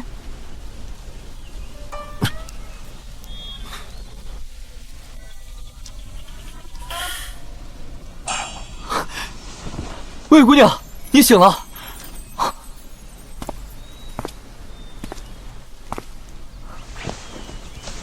魏娘，你可真能耐了，下次再敢把自己置于险境，我何家医馆可折腾不起。公子就是担心你嘴上才厉害。魏姑娘放心，红月夫人那边，洛府姑娘已经按您的吩咐给瞒住了，就说您在王府帮忙调理小世子，得晚些回去。还有郡王妃的小世子，您之前留下解毒的方子，奴婢都按时送去了。方子姑娘说，小世子体内的余毒已经清得差不多了，太医诊脉都说脉象平稳，您不用挂心。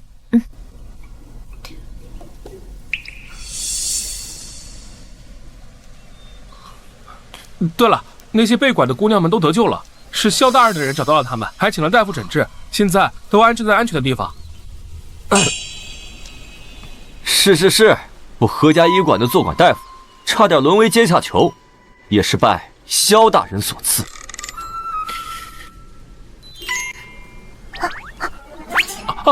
公子，守了一夜了，想必也成了。我不饿，去试试将军府的厨艺怎么样？我不饿呀。感觉怎么样？我没事。吴大娘呢？尸体已经安置好了。吴母的事情，我知道你很难过。我只是觉得，虽然看似有选择，其实没有选择。每个人都在为自己的贪心付出代价。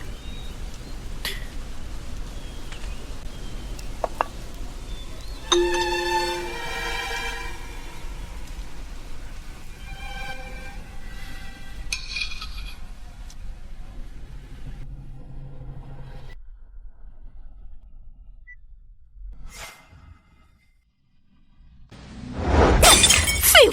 你们都是一群废物！我花那么多的钱请朱世章出手，你们个个拍着胸脯跟我说，魏一宁活不了，萧淑英的孩子也保不住吗？现在呢？夫人，刚收到消息，魏一宁被萧大人的人半路救走了，还有那些被拐的女子也被寻了回来，还有小世子。魏一宁留了解毒的方子，医官说毒已经被清干净了，脉象稳得很。稳得很？我一心要的孩子死，我要魏一鸣死，结果他们个个都活得好好的，只有我一个人被耍得团团转。滚啊！萧淑英她凭什么？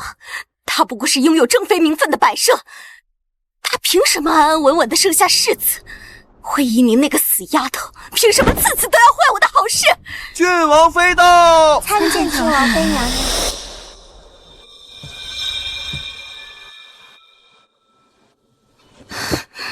不知姐姐前来何事，有何贵干？妹妹这院子倒是比前几日热闹不少，只是不知道的还以为是哪家泼妇在院中撒泼，倒不像咱们郡王府的侧妃院落。姐姐，不过是妹妹不小心打翻了东西，让姐姐见笑了。不小心？我怎么听说妹妹这几日并不太高兴？莫非是我诞下的世子坏了妹妹大计？姐姐这是哪儿听的胡话？妹妹怎么会这么想？萧淑英，你干什么？我是正妃，你好大的胆子，敢喊我名字？你说该不该打？今日我来，就是想提醒你，守好你侧妃的本分。如果再有下一次，我便是秉着得罪郡王，也要将你这些破事捅到太后跟前，好让她评评理。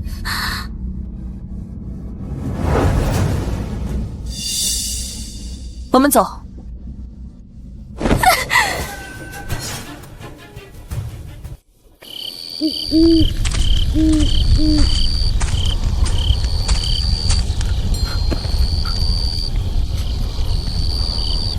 魏大夫，胡大哥，我来看看大娘。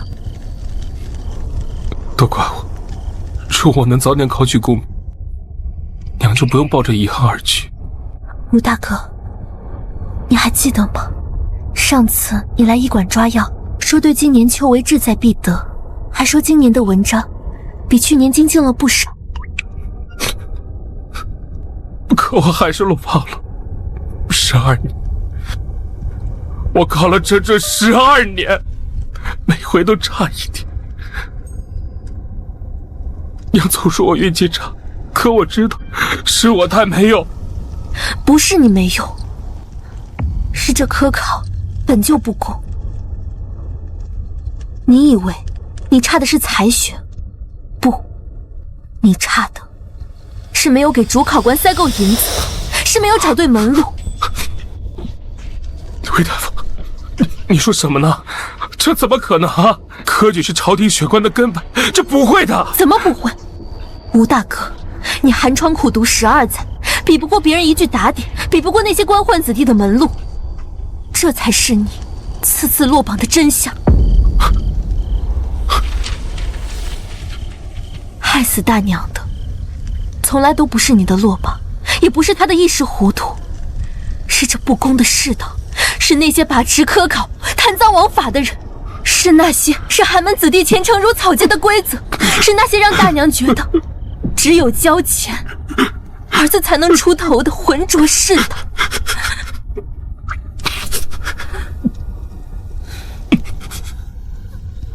魏大夫，那我怎么办？对抗。那些舞弊的人还在逍遥，那些不公的规则还在害人。你若真记挂大娘，你该振作起来。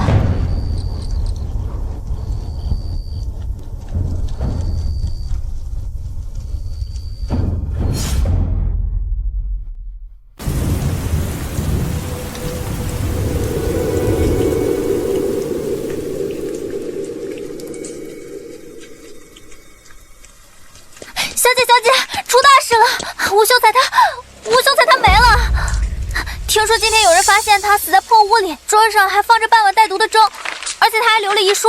你看，上面写满了科考舞弊的证词。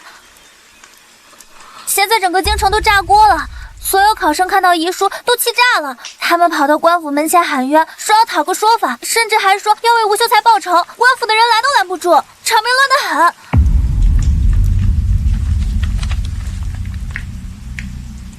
小姐，您好像不太惊讶，您早料到了。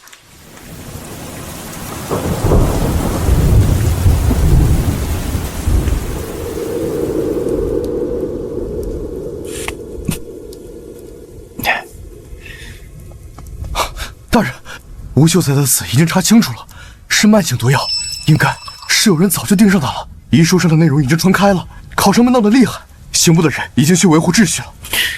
好，吴秀才的死，不该只掀起一场动乱，那就让这场火烧得更旺一些。是，大人。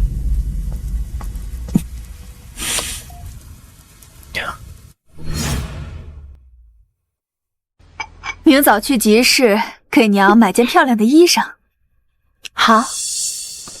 哟，这不是五妹妹吗？稀客呀！怎么来找祖母？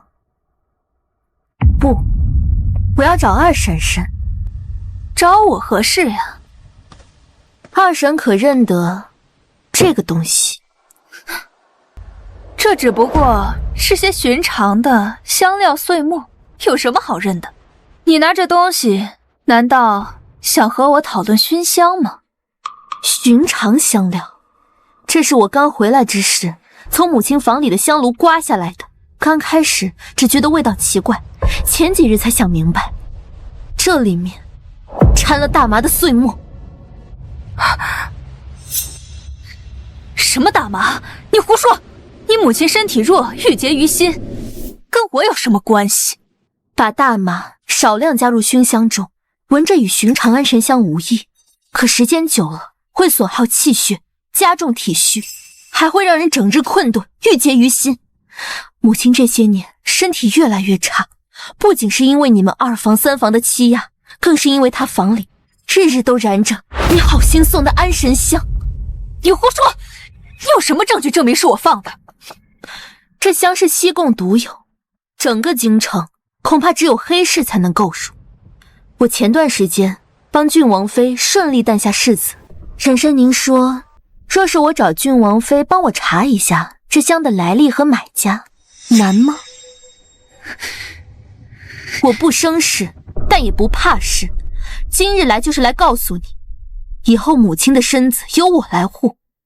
若是再有下次，不管是掺了料的香，还是别的什么，我魏一宁必定以牙还牙。你二婶婶好自为之，若再有下次，我会让全京城都知道你是怎么对自家大嫂的。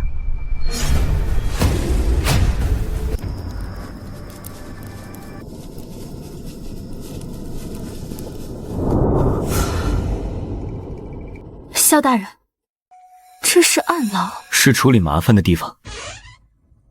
这里是处理那些罚管不了又留不住的人。进。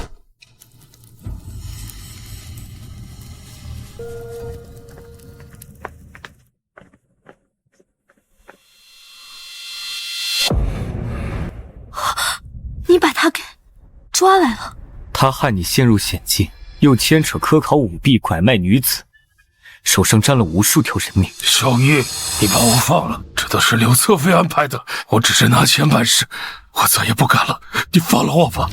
柳家的事情我自然会处理，但是你欠的债得先还了。小玉，刘侧妃和太后知道，不会放过你的。法能制裁的交给官府，法解决不了的事情我来解决。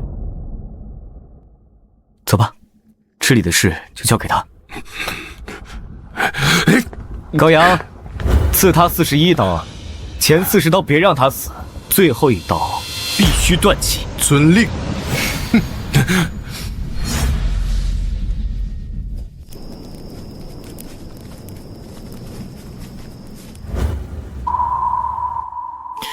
怕了？不是怕，是觉得他罪有应得。他伤害了你，也害了很多无辜的人。若是等官府查证去走流程，他早被柳家保走了。但你这样，就彻底得罪了太后。我知道吴秀才还没死，放心吧，我托人在他家乡给他找了一份教书的活，他很安全。多谢。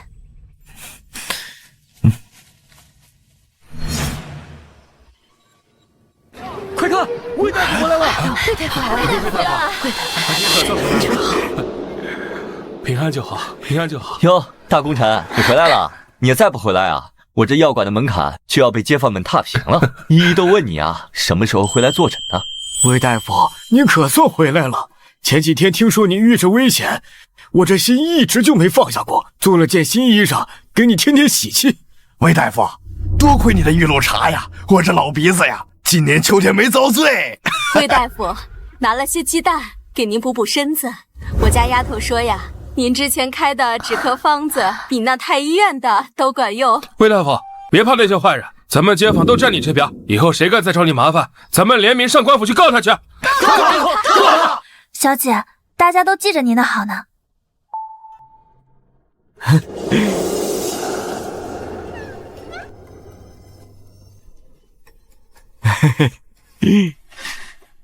哎，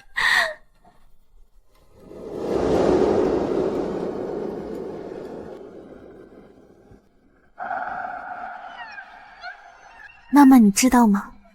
我真的做到了一个好医生。